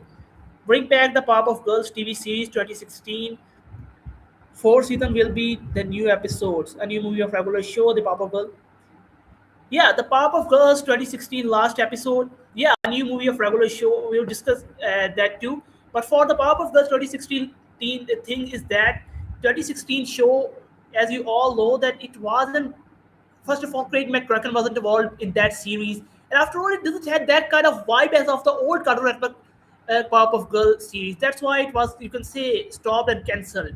And yeah, a new regular show movies is on the board because the creator of the show, J.J. Quintel, when he pitched the reboot series Lost Tapes, he also pitched a movie that movie would be revolves around the gang reuniting after events of the regular epic final battle. on some other adventure. And that movie would have been, you can say, rejected by Cartoon Network at that time.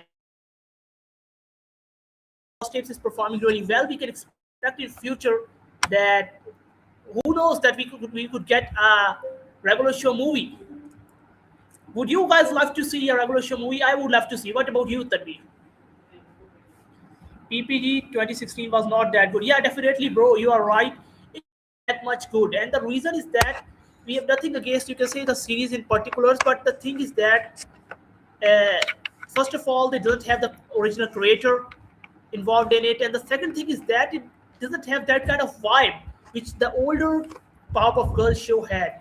So it wasn't something like that, and that's why we are saying that in the upcoming Powerpuff Girls movie, or even in the reboot series, we want Craig McCracken to be fully involved, and he is definitely involved. But we also want them to not ruin the original Powerpuff Girls universe, not ruin the original shows. Yeah, we can understand that with time you have to introduce more things, newer things, because the world is advancing. But still, you have to keep the vibes of the old show. You can learn from different cartoons, like regular show had made a comeback, Gumball have made a comeback. You can learn from them that how you can revive the series without disturbing their original essence. So that would be good to see Powerpuff Girls back again, but only if they are in the same manner as the original series. So yeah, the Powerpuff Girls 2016 series was like that. Tabir, what are your opinions all over this, and especially about the regular show movies? You also tell us that if you guys would have a chance to get a regular show movie, would you prefer it or not?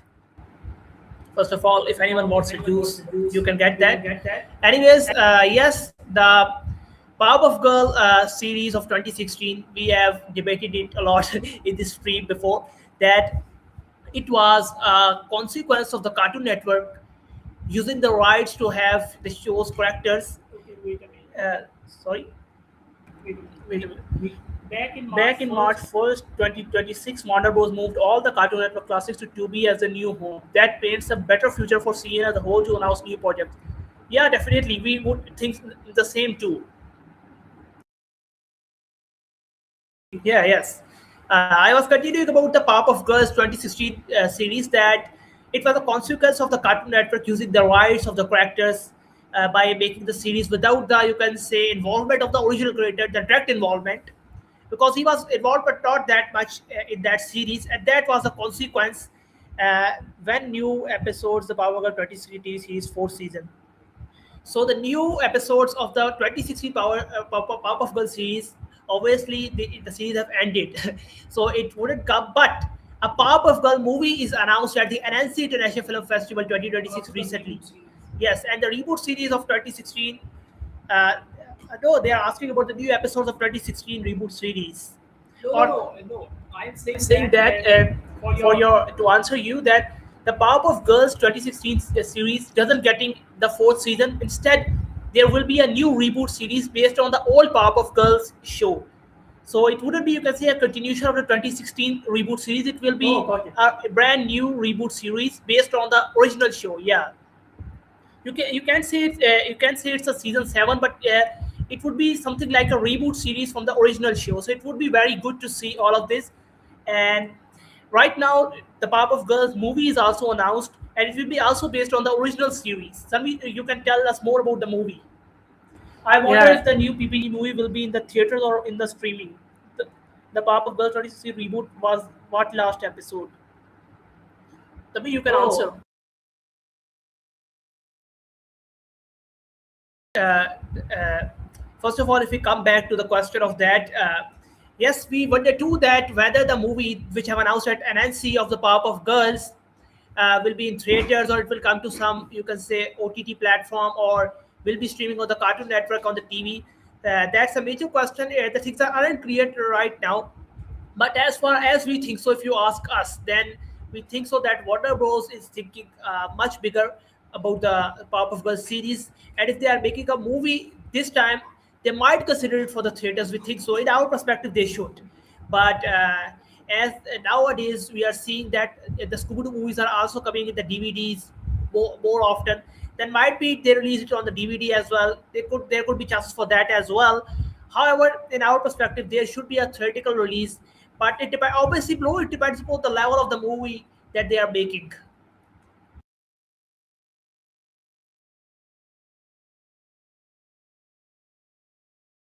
Sorry, the last episode was the Sideline Dad.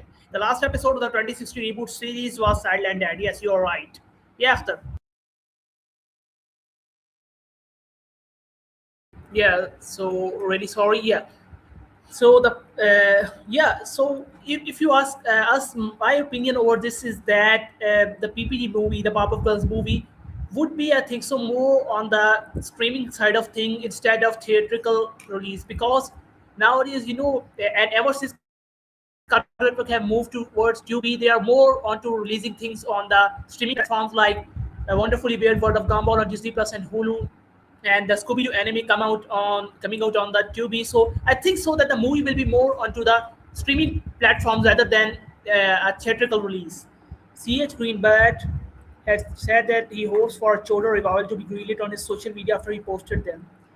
Yeah, definitely, you are right. And as we have told, discussed in our video on our channel, that still now the hopes are alive for Chodo reboot, and the reason is that he had been told. C.H. Greenwald has revealed that he had been told by Cartoon Network if other reboot series like Powerpuff Girls and Foster's Fun Time for Imaginary Friends perform well, then definitely Cartoon Network will consider the Chodor too. So Chodor's hope are still alive due to this, and this is officially revealed by C.H. Greenblatt. You are obviously right here, bro.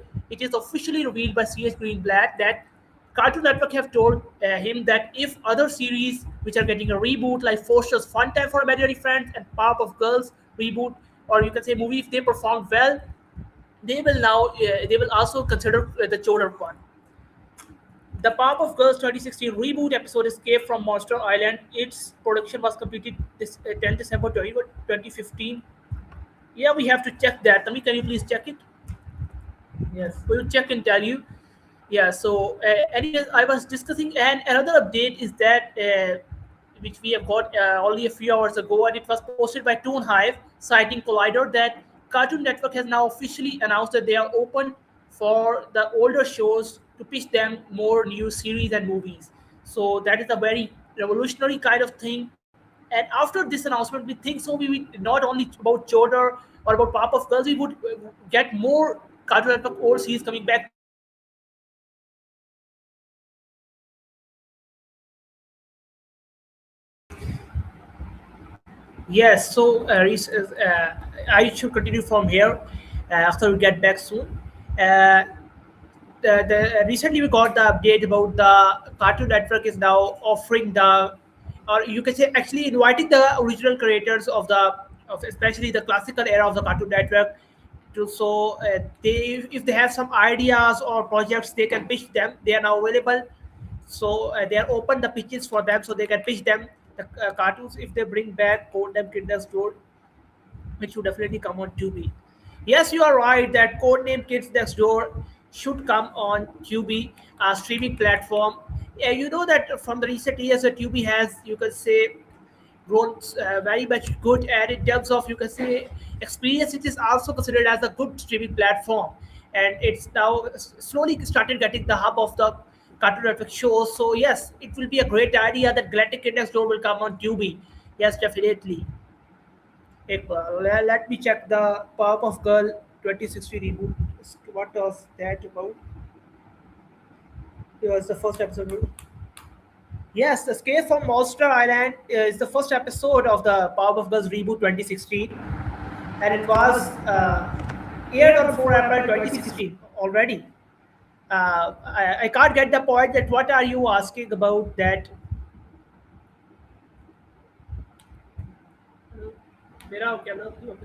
Uh, let us check about that point again, and yeah, after is back.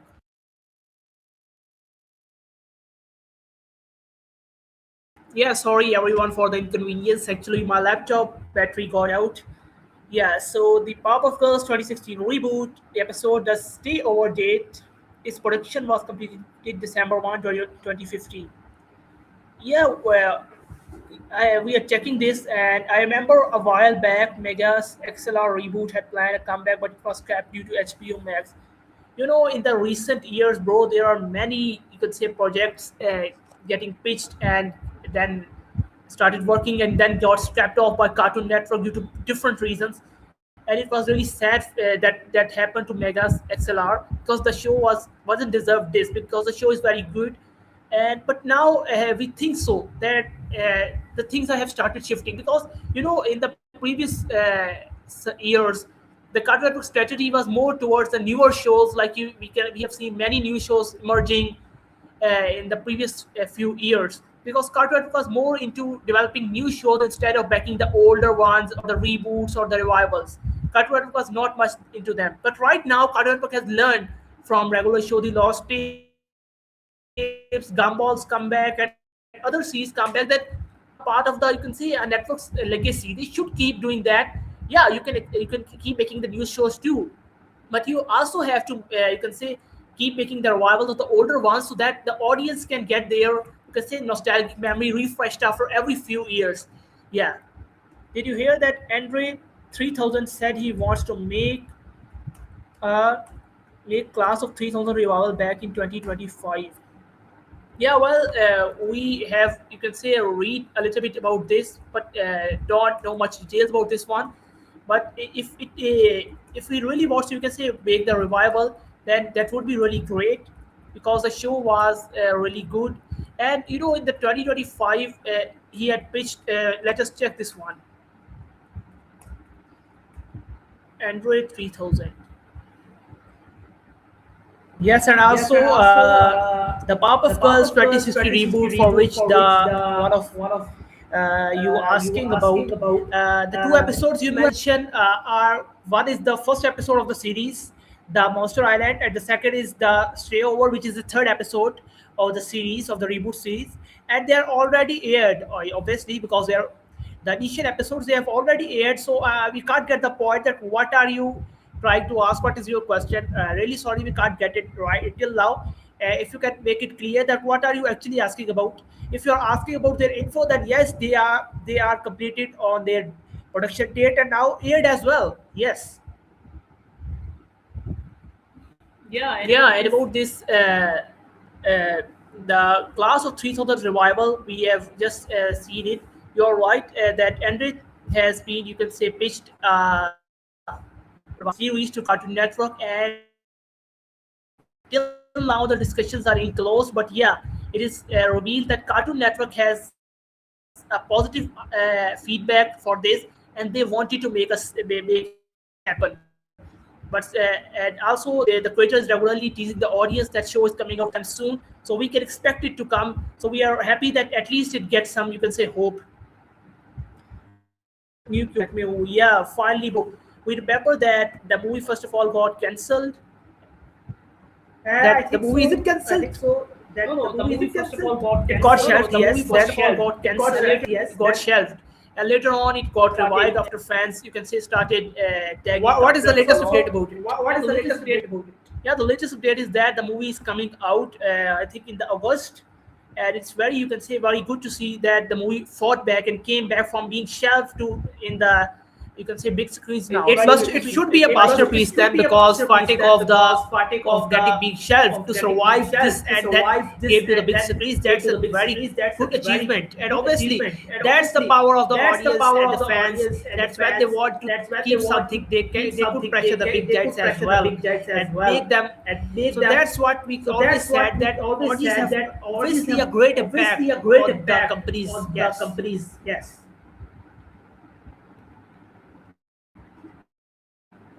Yeah, definitely, Tanvi. And about the Kyoto versus Acme, we would really love to see more from the Looney Tunes universe too, because in the past few years, Cartoon Network has been neglecting its main shows, Looney Tunes, Tom and Jerry, that on other, you can say, preschool shows, but they do have a full library of all the best preschool shows of all time.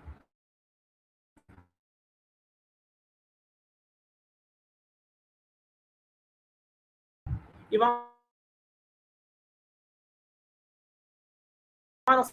official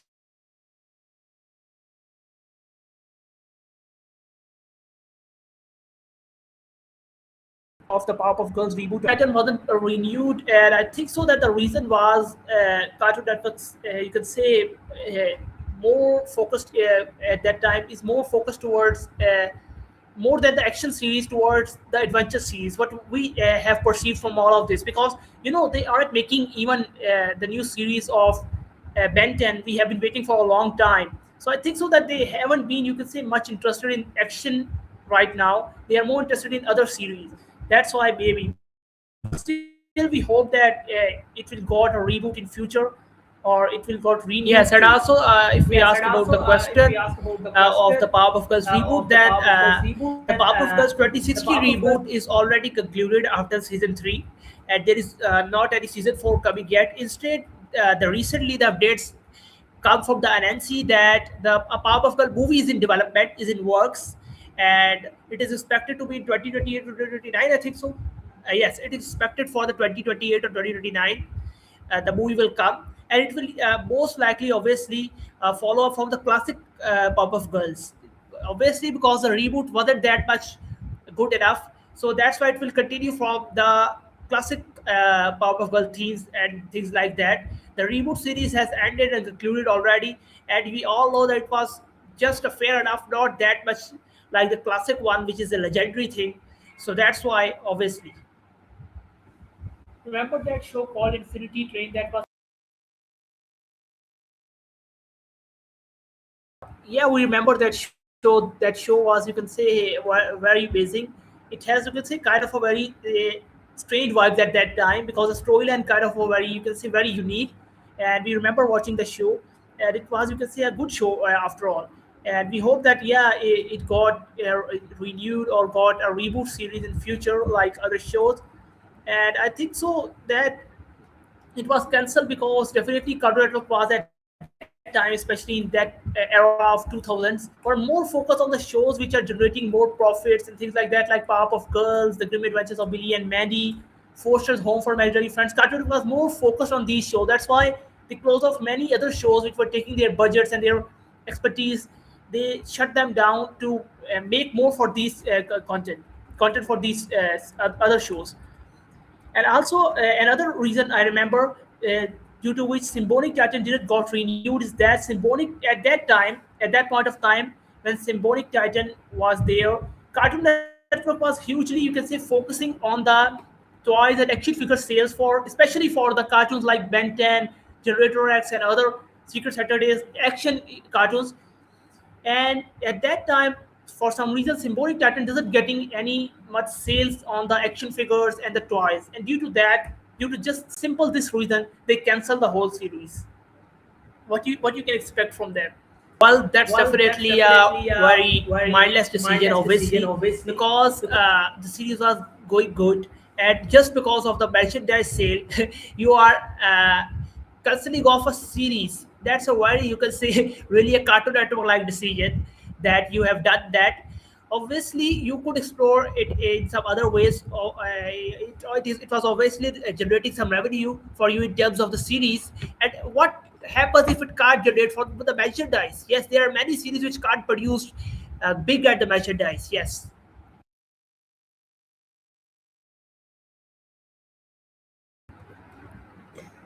I saw on Twitter that the top 5 classic CN shows that's trending as the most popular shows on Tubi, Ben 10, KND, Teen Titans, PPD, and Dexter's Lab, which it's a great start.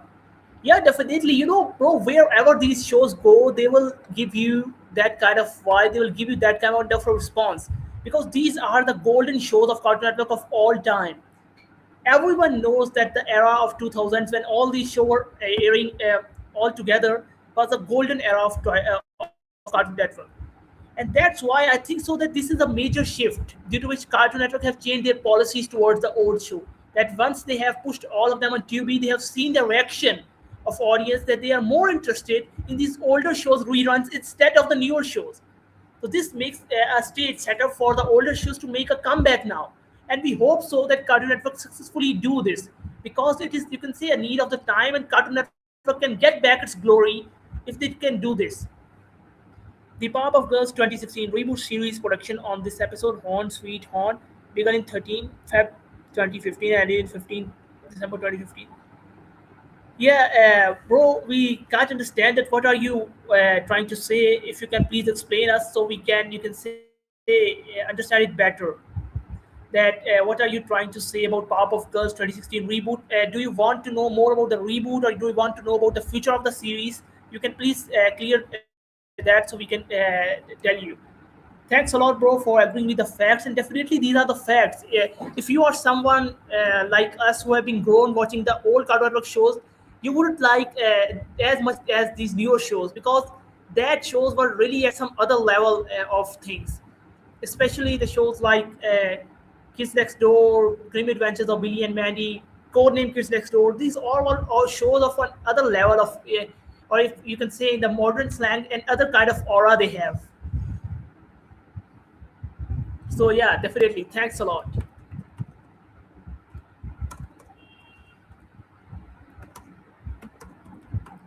Also, now if we move towards the next shows, yeah, any other show, if you have, if you guys have in your mind, you can comment us, so we will discuss it in more detail.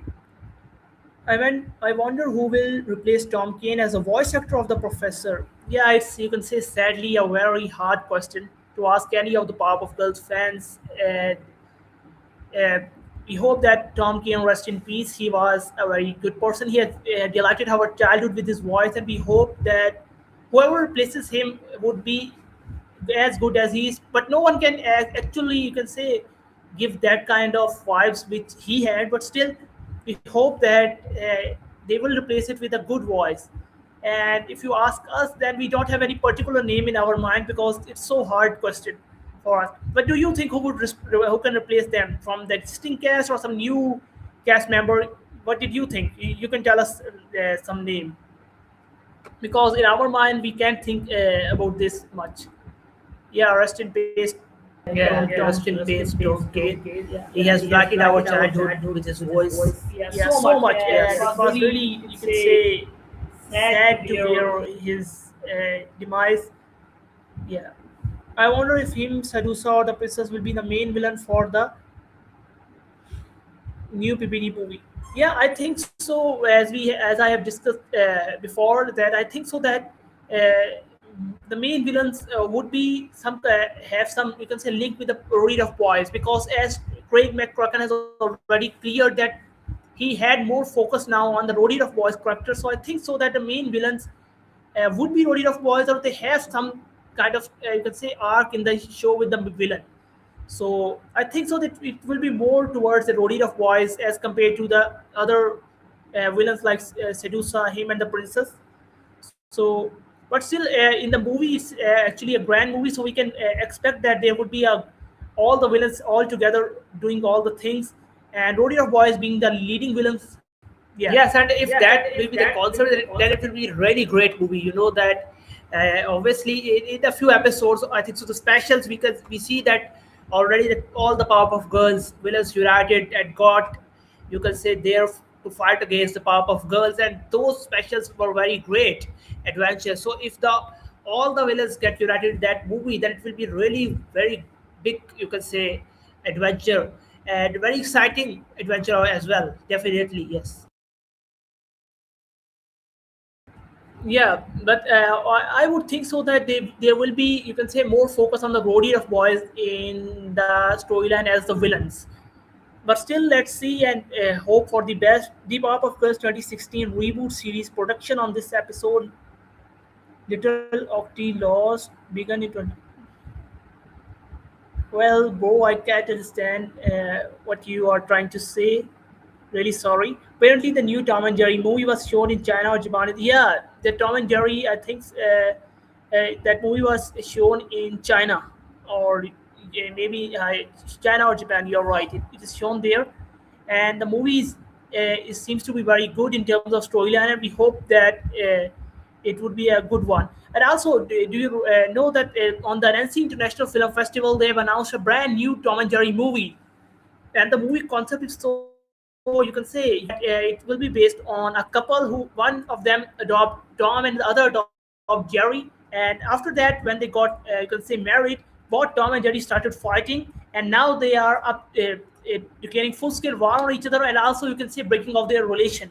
So it was, you can say, so much, you can say, a different kind of idea to see that how Tom and Jerry will come out in this movie.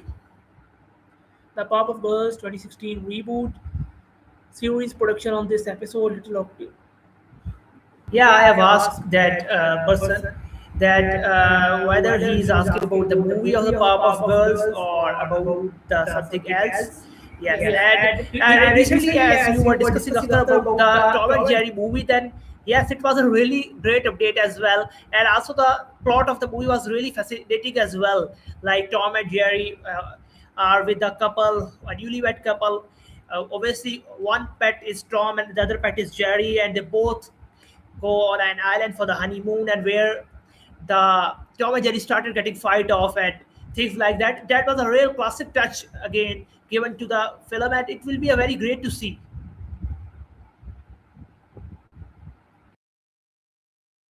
Yeah, and it's good that instead of focusing on just that slapstick humor, they are now focusing more on other details like this.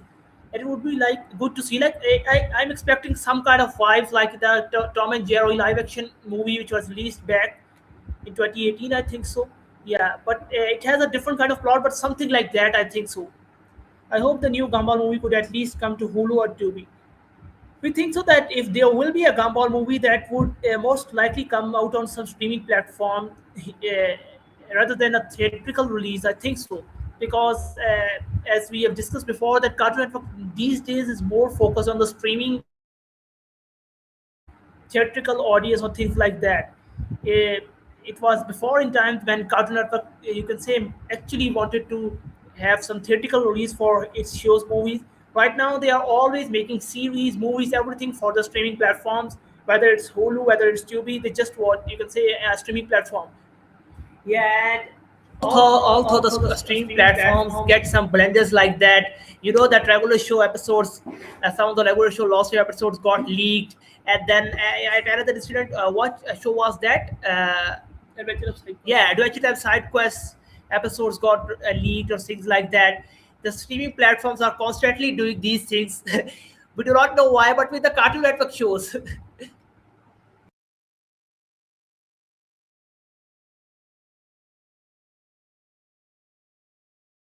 We hope that it will come out soon because the storyline as of now is very, you can say, at a point that it's very good. For, is especially how they have tackled the Void storyline. How do you feel about the new Totally Spies series that came out for season 7 and season 8? Totally Spies series. Yeah, about that one, we haven't watched it till yet, but what we have perceived from the reviews, it seems to be really amazing, and we haven't seen, you can say, the show deeply, but we have read the reviews over the internet, and they are really good. So we hope that it was very good. Have you watched the series season 7 and 8? The Powerpuff Girls 2060 reboot series production on this episode. Well, I still can't understand what, bro, you are trying to say. Really sorry. Yes.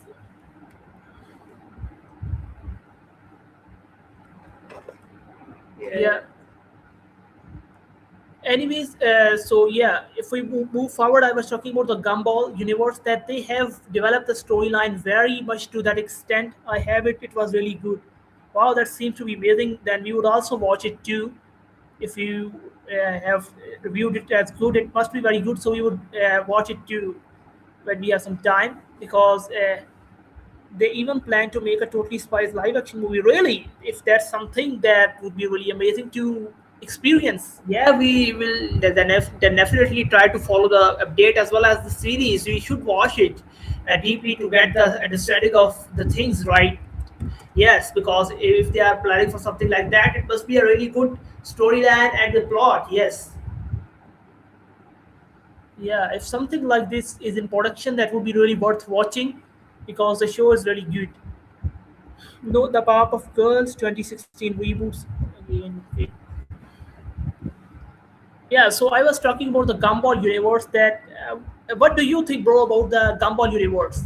Especially how they have derived the storyline in the Wonderfully Weird World of Gumball season 2 finale, how they have perceived the episode, the rewrite, and the things, how they have, you could say, concluded the plot with this type of thing that Rob from being a villain to the Rob from being the lost character to the main villain of the storyline, and now from the main villain of the storyline to the main savior, main guardian angel of, you can say, Elmore, who is actually saving Elmore now from Void. It is all, you can say, very great story building with things. So, and now we are you can say even more excited for the movie than before, because now the movie will be focused on the Void mystery. I don't know if you heard, but Carter Brazil has been bringing back the old shows for Burger King line of toys from the 2000 2010. Yeah, definitely.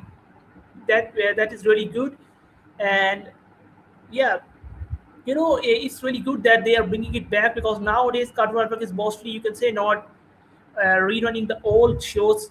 Yeah, it's on the, you can say, platforms like Tubi and other platforms, but not particularly on the channel.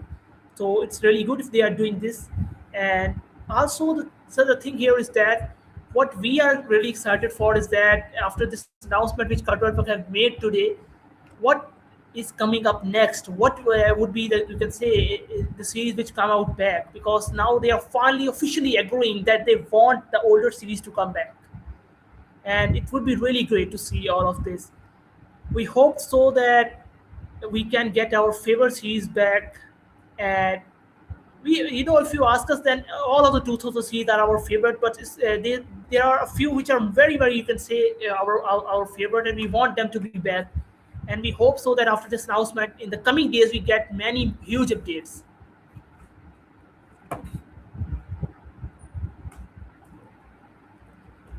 Also, yeah, also about the Scooby-Doo anime, have you watched our video? We have discussed about or you have known that on the NC they have revealed that in the Scooby-Doo anime they are actually, you can say, using some kind of of demon catching balls inspired from Pokemon balls in Scooby and Shaggy's hand. They are using those to catch the demons, or you can say the devils. So it is, you can say, kind of a very unique concept, especially after the show is being developed by Pokemon, the same studio which has developed the Pokemon anime. They did announce for a Starfire spin-off is in the works right now. Batman Cape Crusade is out with season 2 on Prime Video. They did announce that it was. Yeah, the Starfire spin-off is definitely in the works right now. Batman Cape Crusade is out with season 2 on Prime. Yeah, the Cape Crusade on season 2 Prime is also out. Yeah, and seeing over the years how DC have outperformed is also a really great thing. They are more focusing on their original as well as the newer shows, so it is also really good to see. Especially in the past few years, Marvel Universe have taken over all the, you can say, all the attention from the action universe fans. But DC had made a great comebacks in the recent years, haven't them? What did you think about that? We think so that they have made a very good comeback in the recent years in terms of these 2D animation shows.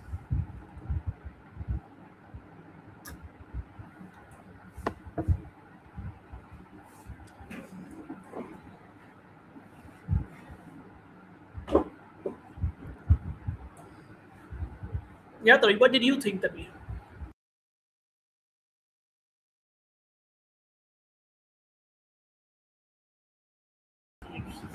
Yeah, the DC have made a great comeback in the past few years, especially with the revival of their movies as well. And if you are asking about the perspective of Cartoon Network, then obviously they have, you can say, have many major advancements about things like that. But if they manage to bring Teen Titans Season 6, they need to go back. Yes, obviously, that's the thing I was going to say, and you said that again, that they should pursue the Teen Titans original series, not the Teen Titans Go. The Teen Titans original series, they should pursue it, and you can say make it. And obviously, your thought is good that if they should continue it, they should continue it from where they left off. And also, a Teen Titans movie, it will be a, you can say, very much big gift for the audience. If they do so, then it will be a great thing, and it will revive the DC Cartoon Network era, the DC's Cartoon Network era once again. Yes. Yeah, Yeah, definitely. definitely. The The Powerpuff Girls. Powerpuff Girls new movie Warner Bros. Animation date 24 July 2030 late in development. Yeah, Yes, yeah. that's now, bro. You come to the correct point.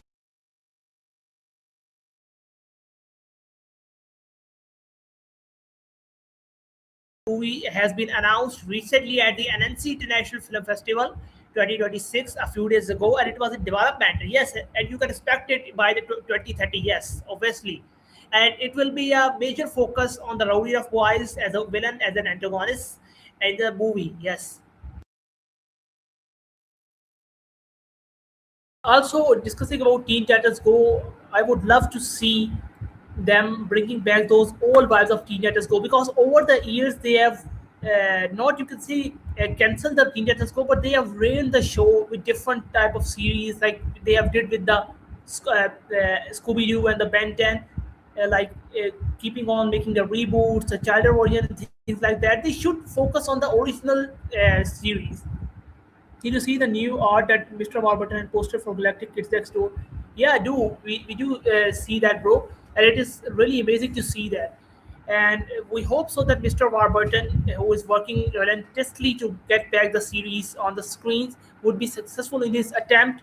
And also, as now it's open for all the creators to pitch. And we hope so that this pitch got accepted, because Galactic Kids Next Door has a very solid idea. Like you see that they are working with number one, who is in the space now, and he got to know that Galactic Kids Next Door is, that you can say, an alien, you can say, organization that's goal to, whose whole goal is to destroy the, you can say, humanity and the earth, especially the elders or the adults who are, you can say, against the kids eating candies and playing all these concepts of the show. So it would be really amazing to see Galactic Kids Next Door, and the art was very amazing to see. Yes, he Yes, has he has dedicated dedicated so much in so that much in that artwork, and it's artwork. really special, and you can say has so much nostalgic vibes. Yes, definitely. And yes, you are right. The Powerpuff Girl movie is in works, but the Powerpuff Girl series, uh, Craig McCracken, the creator of the show, have, you can say, pitched it to the Cartoon Network as well, but it was rejected for now by the Cartoon Network. And right now there is only the movie in the queue, which is, you can say, it is in works. There is no update about the movie till yet. We have the latest update that it was got rejected. Its pitch got rejected by the Cartoon Network. Yes, but hopefully that if the Powerpuff Girl movie works well, then we will see another revival series of Powerpuff Girls. Definitely, yes. Yeah, Yeah, and and you are right. Galactic Index Doors as a movie would be fantastic, because the whole idea that they have created is really amazing. So it would be a good if they can make it a movie, or but we think so that if it's a series, that would be good enough too, because in that case we can have some great storyline arc spreading over multiple episodes. So that would be good to see all of this. But yeah, a movie would take all these things to another level. It would be a really great thing. Yeah, is the stream lagging, or is it good? Can you please let us know? If you can hear us clearly, then can you please let us know in the comments? Because I think so it's some kind of bitrate issue. Is the stream lagging, or it's good? Is it fine? Yeah, I think so. It's fine. Anyways, so yeah, about Tanvi, what are your thoughts about Galactic Kids Next Door, especially about the whole storyline idea as a movie? Think it as think it as a movie. Yes, yes, definitely. After definitely. as a After as a movie, it will movie, be a it will very be a good very good idea. idea. Like Like from the from name, the you can name, you can perceive perceive the the theme that it will theme be a that it will great be a movie. great movie. Yes, Yes, uh, uh, it will be it will a, be you can say, you can great say idea great if ideas if you can say you can say idealize it idealize into it a into a movie. movie. Yes, Yes, definitely, definitely. because Because and the and main the thing is main thing that is that as we as all we know all that know the that the galactic galactic adventures adventures are are must be must be something something which is, which you is, can you can say, say, a much a much higher thing higher thing for for a a kids next kids door next door fans. fans. Like they Like they have the have the adventures of adventures of their their daily daily life, but a life, but a galactic galactic adventure, adventure, a a movie which movie is which is based on the based on the galactic galactic adventures adventures and and fight fight also also not not the, you the, can you say, can say, ordinary ordinary villains, villains, but but especially the interest villains. That would be a great concept. Yes, I think the new live action Scooby Doo movie should be good for Netflix. Yeah, we have watched the trailer. It seems to it seems to be very good, and especially over the years Netflix has improved so much. We would love that the fact that it's coming on Netflix, and Netflix is in the production. So this will make you sure that it would be very good to see all the things. And Scooby-Doo live action, movie, it reminds us of the era of the 2010s Scooby-Doo's live action movies. Those are really amazing adventures. Just to share, one of them featuring Rowan Atkinson. So it was all very amazing. If they can make something as good as that, that would be really amazing to see, or maybe even better from that. The Powerpuff Girls revival series Hannah Studio King McCracken Beard.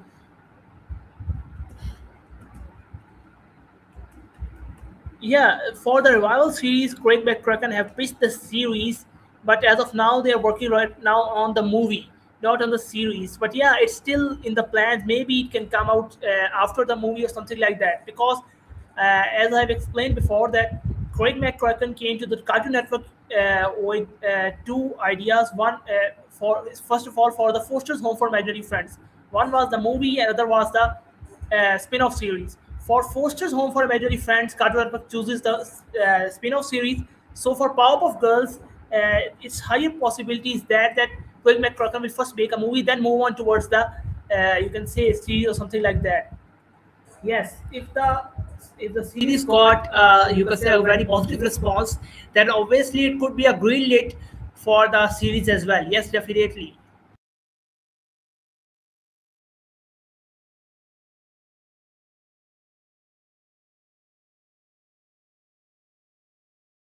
Yes, a Captain Planet live action series. Yeah, there was also update about it that it was in works for the Netflix. However, we haven't you can say much follow it after that yet. Let us check out about it as well. That where it right now. Yeah, the Captain Planet was a really great show, and seeing it incorporated into a live action is really amazing idea for us. But we haven't, you can say, been much following this, so we will look into this right now and check that what's the latest update. If you know the latest update, you can share with us. The Powerpuff Girls revival series on again that uh, yeah, so here it has been right now the latest update about the Captain Planet live action series is that Captain Planet and the Planeteers series. Its name is Captain Planet and the Planeteers series, and it is currently in development at Netflix. They said. Yes, it's right now it's in development, and they are said that. So yes, we can expect it to come soon. Yes. It's a good thing that it's still in development. You know that Captain Planet, we haven't watched it that much, but we really admire it as one of the very good, you can say, golden cartoons of that era. It was a very good series. It was a really good concept. Apparently,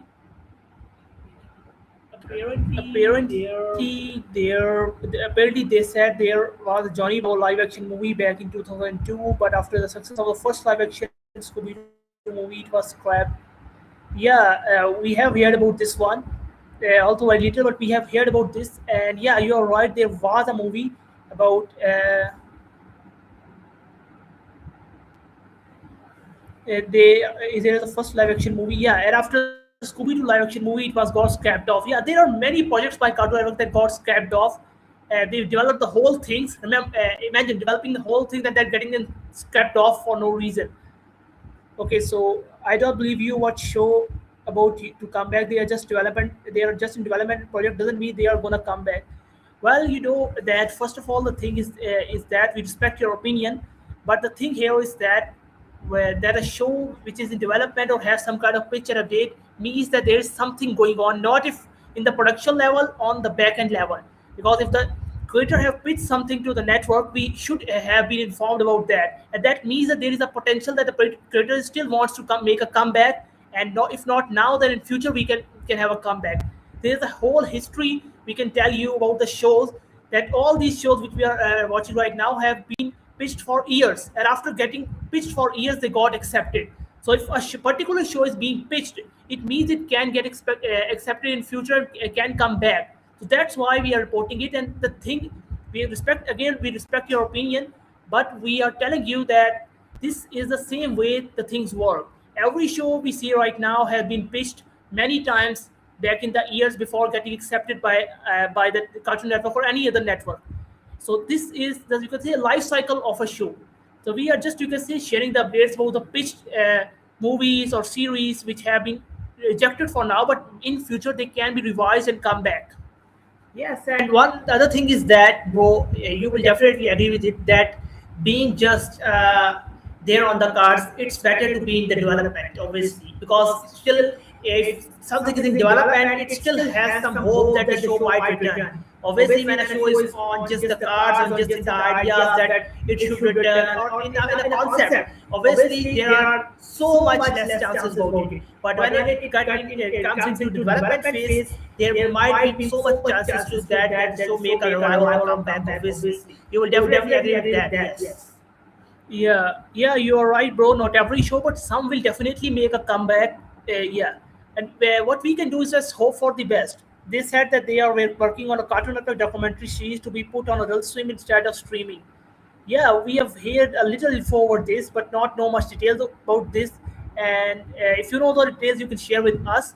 And it would be very interesting to see a Cartoon Network documentary, especially if they feature the old Cartoon Network studios, buildings, and the old assets, and the, you can say, old creators in them. That how all the things got developed and something like that. So that would be really amazing to see if it's something like that in it. What did you think, Tanvi? Yes, definitely. A documentary will be a very good thing, especially when you if they put something like that, that they cover the 18 chapters, obviously, that about the all the, you can say, biggest Cartoon Network series, that how they got developed from the initial phase, how they got picked, and then what about the first meeting with the creator, how that it started, and then obviously how the production goes, and then how it got the finale and something like that. If they pursue that type of thing in the documentary, it will be going to be a very good thing to watch, even if it now even if got you can say lengthy as well. Yes, then definitely worth watching it. Okay, Okay, so so but they go get cancel the show or moving back, like just like the kids next door and Billy and Maddie voice acting and the creators. This is just the part of the pitching process. Whenever you pitch a show, you most of the times you are getting rejected, and after getting rejected, you revise the thing, then pitch again and again, and eventually you can get accepted with some modifications. Like recently in the stream you have joined just now, I was discussing that Craig McCracken initially doesn't want a preschool spin-off series for Foster's Home for Imaginary Friend. He wants a spin-off series, but with the same, you can say, original type of series, not a preschool series especially.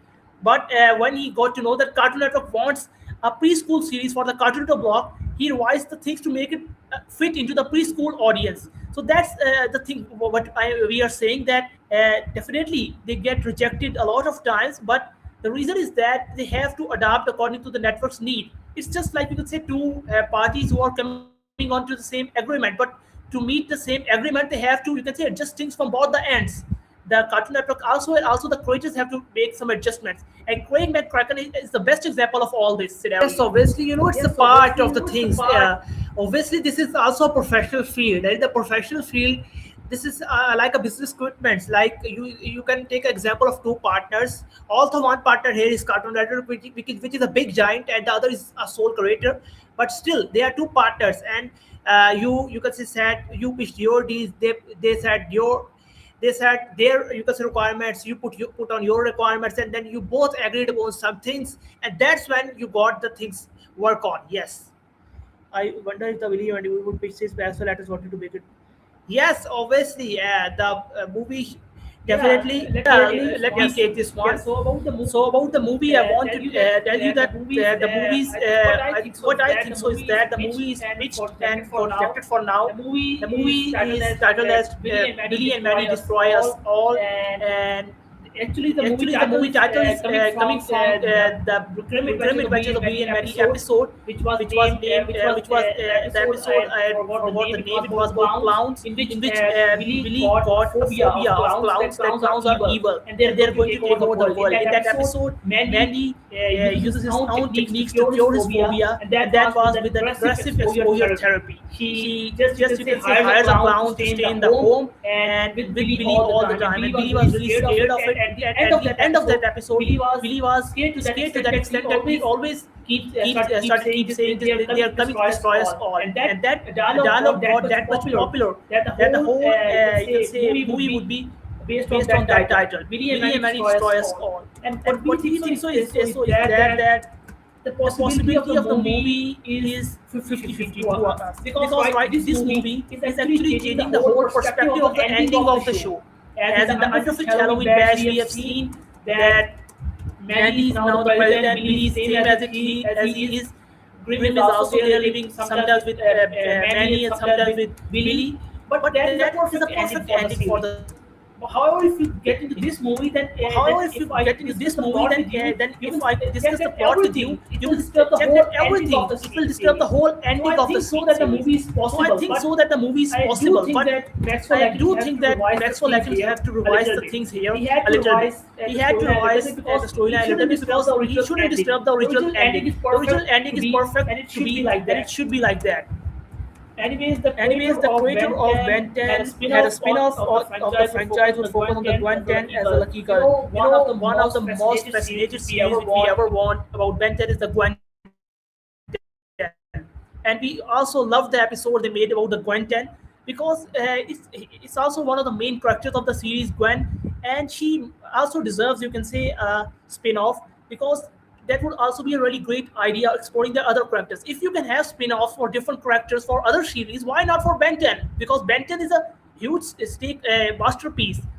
You can do it so easily, and I would love to see that. I mean, you would love to see that too. I think so. We love the episode about the Gwen 10, and if it's some kind of spin-off series wholly on the Gwen 10, it would be really amazing to see. Definitely, the content concept in the Ben 10 series is very, you can say, fascinating and interesting.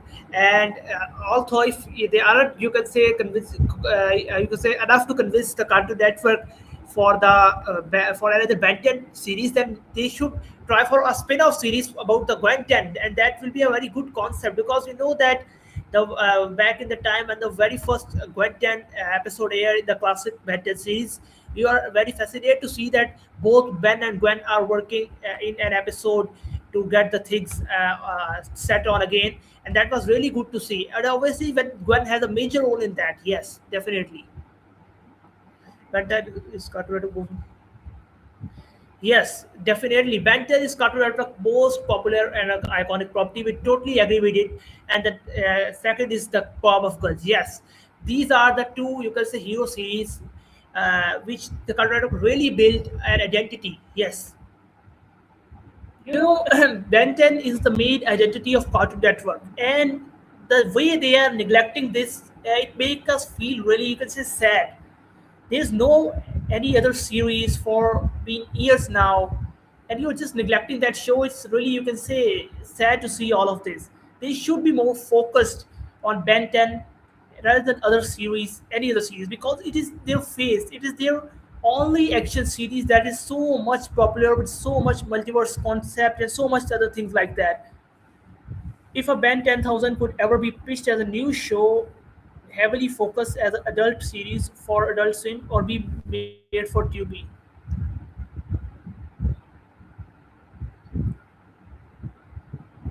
Well, over this, we think so that even in the past, Ben 10, Alien Force, other series like that, which were meant for the adult audience, we have seen that Ben 10 has always kept, you can say, a kind of a barrier so that all the ages of kids can watch and enjoy the show. So we hope so that even in the Ben 10,000, they would, you can say, keep that barrier and it would be available on Tubi. We think so because Ben 10 hadn't been that kind of violent show over the years like other shows are.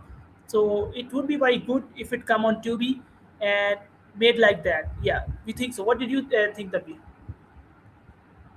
Yes, definitely. Ben 10 thousand series is in you can say debate for a very long time now, and the one perspective which is you can say debate about it, which is you can say also a debatable topic is that it could be an adult series, but you know that Ben 10 is a series which, as you said, after that, which is meant to be all ages of kids, especially like the creator of the show, the Man of Action, have you can say take it along the audience. Like first of all, they created the classic series, then the Ben 10 Ultimate Alien, then Omniverse, and something that they continue like it that. So they are growing it with the ages of the audience, but still it's meant to be all kind of audience, and we do not think so. It will be a good idea to put it into something like that. Yes. Yeah, definitely, Tanvi, you're right, and we would also love to see it as it is because we always say that we don't want the older shows to get ruined by any, you can say, thing adding a new element which is not necessary into them. I saw a person over at WB Animation and Cartoon Network Studios has leaked a new Ben 10 6 series with new alien arts on social media a few months ago. Yeah, that seems to be really interesting to see.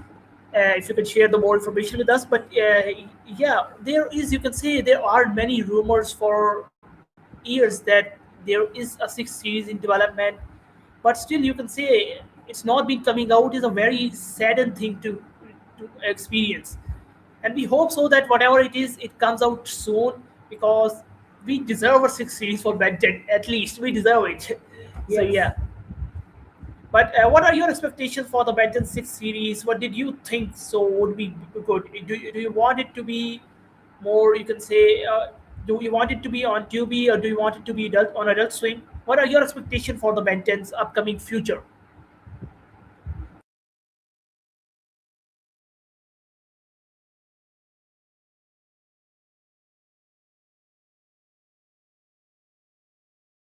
Yeah, the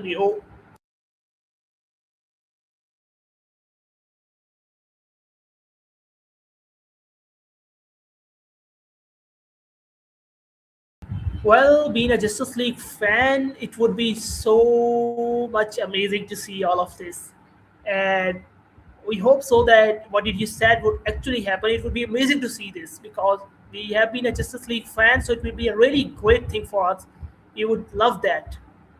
I want it to be on Tubi and in theaters for Ben 10.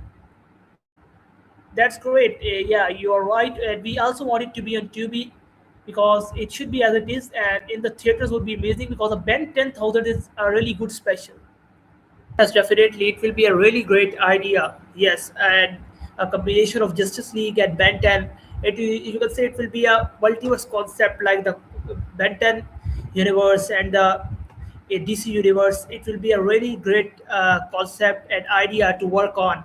And if this happens, it will be a really great film. And yes, it should be a film that should be, you can say, released on the big screens, but also on Tubi. We want it to be on Tubi as well because you know that nowadays the OTT platforms are more preferred than the theaters. Yes.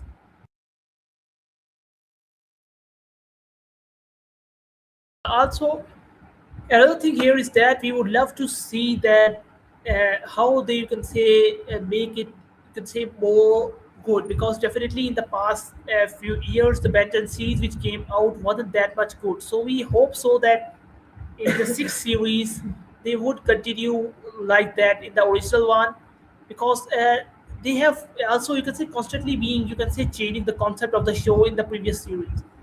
I don't know if you saw, but PPD did a comeback in a comic crossover with Thundercats. Yeah, we did hear about that. That PPD made a comeback with the Thundercats, and yeah, this was that was really amazing. Although we haven't, you can say, got that comic, but yeah, we have heard about it. That was really amazing to hear that. So and also another thing is that the Thundercats movie is also coming soon. What are your thoughts about the Thundercats movie? Are you Have you also watched the Thundercats We have watched the Thundercats we remember in our childhood, and we would love the characters, especially how they are made, their character design and their personalities. It was amazing to see. So action-packed and adventurous show. So have you watched Thundercats? And also, did you know about the Thundercats movie is coming out soon? It has been announced on NC International Film Festival 2026 a few days ago. Yeah, yes, we are really excited about the Thundercats movie because it has been a so long time since we got something on Thundercats. I remember watching the Thundercats OG classic of Boomerang. Yes, it was really an OG era. You know that we loved that series in our childhood. It has a very unique concept, and you know that the fighting scenes and the adventures and all the setup like that. Thundercat has a very unique vibe, which we you could say didn't get in any other show, even at that time. Yes, we didn't get that vibe from any other show which the Thundercat have. And when we a few days ago when we heard about its movie is coming back, then we got you guys so much excited about it. Yes, definitely because Thundercat, and we are really excited to get to more details about that update. That what will be going to be the plot, what characters are you can say coming back, and something again like that. Yes.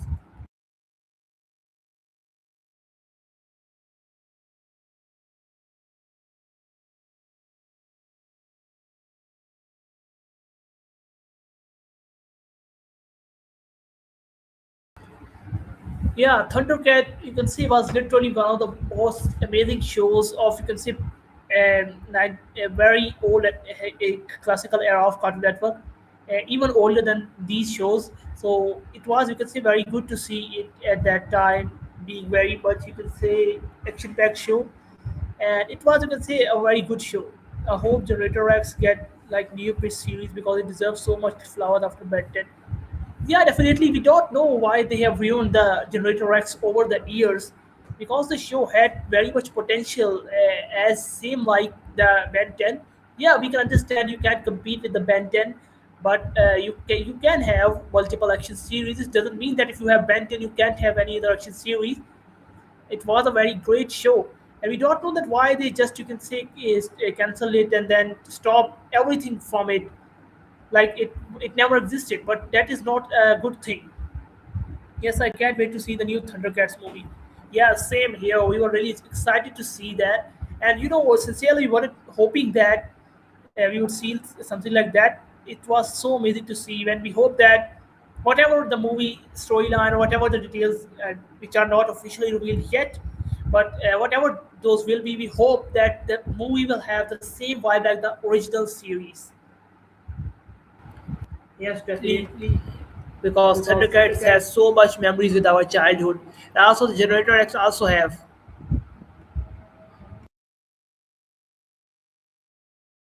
Okay, so we will be just back in 10 minutes. We are taking a short break. Yes, just back in 10 minutes.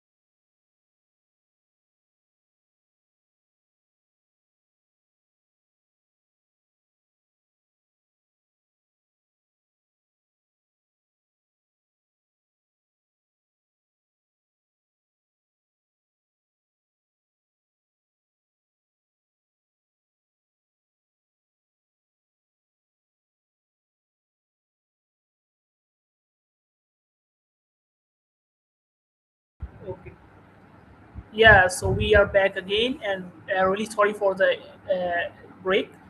And yeah, so you have said that I hear that it was pitched for Flapjack to come back in Fiona and Cake series on HBO Max. Yeah, that would be great. And yeah, about Fiona and Cake season three, yeah, if it's really true that they are sidelining it for the Bubblegum and Marceline series, then it's, you can say, really sad because you know Fiona and Cake over the years there are many Adventure Time spin-off series, but Fiona and Cake is one of those which have been got so much popular, and the reason is definitely that we have watched the complete series. It's so much amazing, and have that kind of same vibe as of the Adventure Time.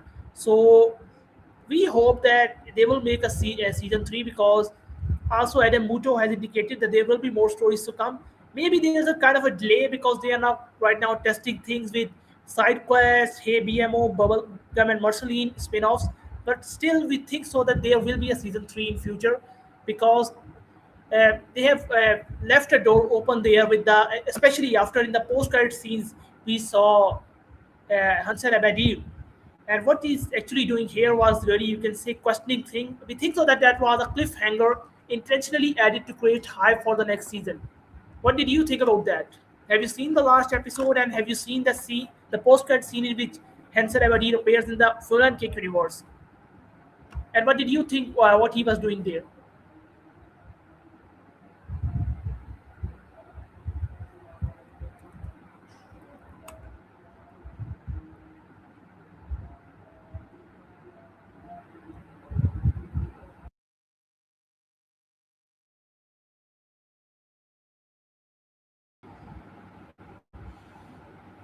Yes, and you know that Adventure Time, they might be thinking of that. You know that after I was also thinking about that, that how, when they announced the Princess Bubblegum and Mercedes spin-off series, we were also wondering that how would they manage the things like that. Like they have Fiona and Cake spin-off series, and they also have the recently the Adventure Time side quest and then Hey BMO series.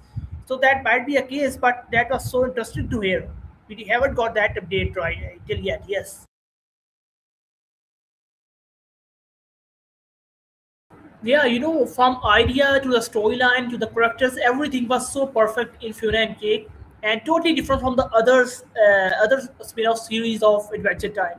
So, and that's why that clicked really well. And we hope so that we got season three because season one and two are amazing, and we would love to see the storyline expand more. And we think so that there will be another season. There should be.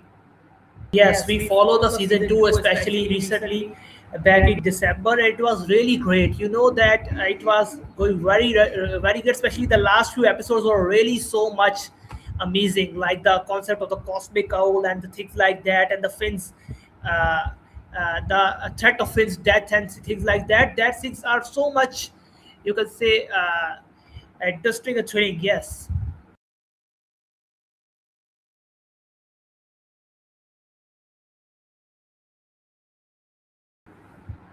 Yeah, for DC, I still don't understand why they couldn't give everyone a static shock or a movie.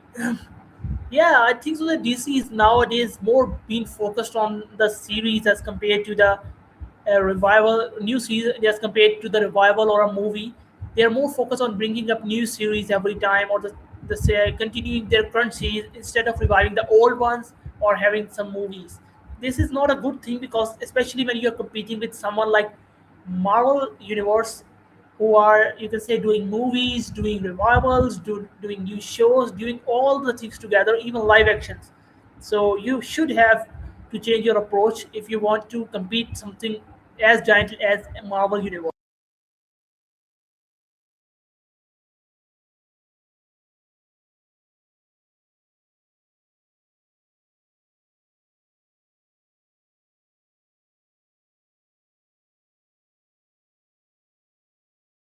What did you think that week? Yes, obviously, the DC, if they want to, you can say, compete with the Marvel right now. For right now perspective, if we talk about, then they should, you can say, have to do something to surprise the audience. You know that the audience, the DC and Marvel targeting, they share the same audience, obviously. And now, right now, the share in the audience for the Marvel is more than the DC in the market, obviously, because they are obviously bringing back the things like Spider-Man movies and something like that constantly. But for Marvel, they aren't pursuing things like that. We think so that they should make some revivals of their, you can say, most popular superheroes like Superman and Batman series like that. They should continue them, especially the Teen Titans series, in which the Teen Titans have featured. So to give a, you can see something, a shock in the market, so that the, you can say, attention of the audience also get towards the DC movies again, back again, like before. Yeah, definitely, you're right. And sincerely, for DC, we just want them to, you can say, fix up a few things, and they are going on the good track. And including that was the revival of the original Teen Titans Go, and also focused more on other revival than movies. And other than that, they're performing good. I wonder if other shows like Flapjack would have done so much better for Corbett Book. I remember that show gave us adventure than the regular show. Yeah, definitely. Flapjack was the one show that gave us basis for Adventure Time, a regular show, and we hope so that, and the show was cancelled. We don't know why it, you can say, happened all of a sudden, because the show was performing good. It was a good show with adventure packed episodes, but still they sidelined it completely after, you can say, having the new show Adventure Time, a regular show. I think so. They should keep it going so at that time. And now, if they even have, you can say, silent it for now, they can bring it back in some way, because the show was amazing and could it be expanded more in terms of, you can say, its universe and everything like that. Yes, Yes, definitely. definitely. Especially Especially when when we are we are getting the getting the revival of the revival of the regular regular show, show and also and the also the Adventure Time Adventure Time series. We series. also We also getting them the getting them the spin-off spin-off series. series. Then they should Then they also should also consider the consider the Flapjack the Flapjack the basis basis of those of those series as series well. as well. Yes. Yes. Yeah. So yeah. So what's next? Yeah. Yeah, so it's been almost, I think so, 3 hours since we are streaming, and we should take a break for now. Yes. And we would, you can say, I think so, today we are free, so we can come back live again soon in a couple of hours. Maybe it's right now. Wait a minute.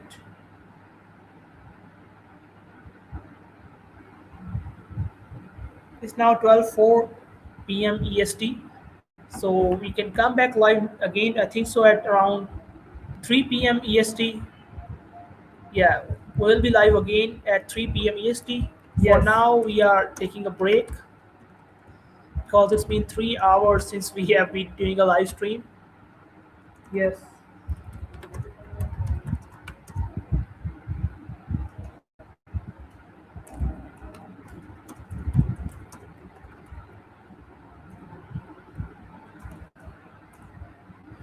And thanks a lot, bro. JJ Bulldog 9180. I'm pronouncing your username. I don't know your name. Uh, so thanks a lot for joining us. You have made our stream more awesome, and we want to give you a shout out. If you can tell us your name, that would be amazing, because we don't know your name. We just know your username. What's your name? And anyways, thanks a lot for joining our stream. You are the only one who was being consistent with during all the stream. Other viewers came and Yes. go. You were the one with us. You was, you could say, like a co-host for us, because you were giving us the ideas to talk over. So it was really great to have you in the stream. This stream was, thanks a lot. Yes. We Thanks found a this lot. stream awesome, but this stream was awesome because of you. So we would like to give you a shout out for this. Thanks a lot. Yes. Thanks a Thanks a lot lot for for joining joining us. us. Yes. Yes. Okay, it's Ellie. Oh, thanks a lot, Ellie, for For joining joining us us in the in the stream. stream. Yes, Yes. and Yes. And for for contributing contributing so so much to much the to this. stream. Yeah. Yes, We'll be yeah, live we'll be again. live again at 3 p.m. EST. If you're free at that time, you can join us again. It would be amazing to have you in the stream again. And thanks a lot, everyone, once again. And special thanks to Ellie. Thanks Yes. a lot. Thanks a Thanks lot. a lot.